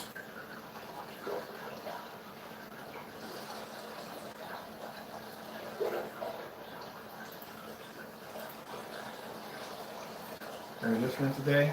I said bass test. Let's see. Where is this? Next one.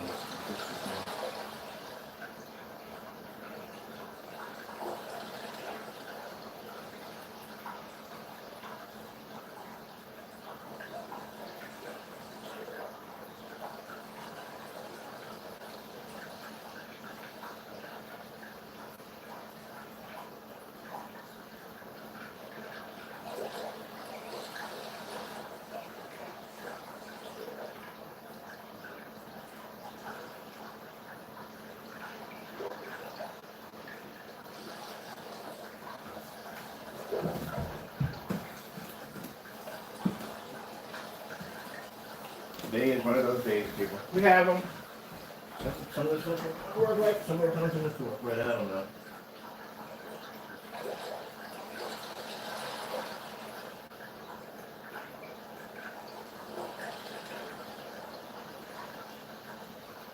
Oh, no wonder. My fault.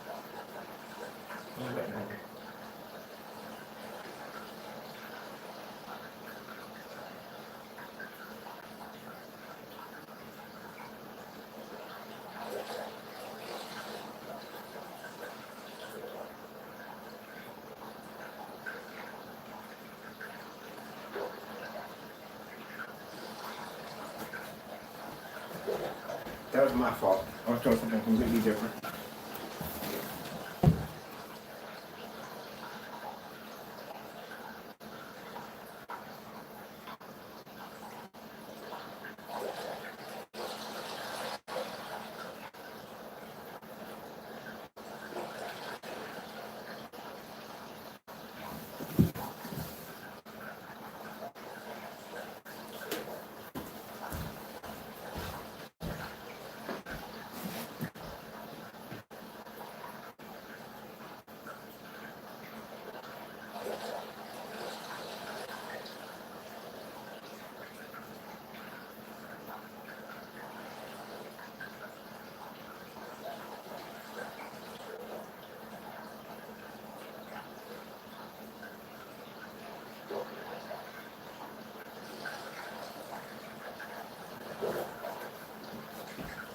Why is the sound system so loud?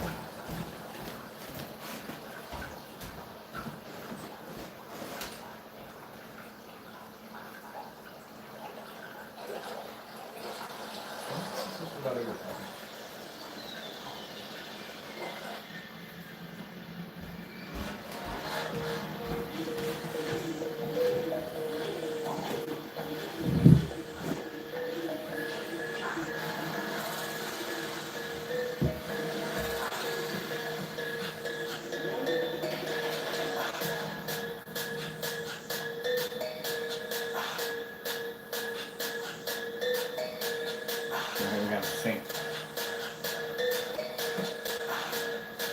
All right. Let me get all this stuff figured out what we're going on in here because we got a lot going on right now. I got to figure out how to reprogram this over here, and we got to sync the subs. For some reason, they're not syncing. And then when I get all that figured out, I'll be back on. All right. Got to go. God bless.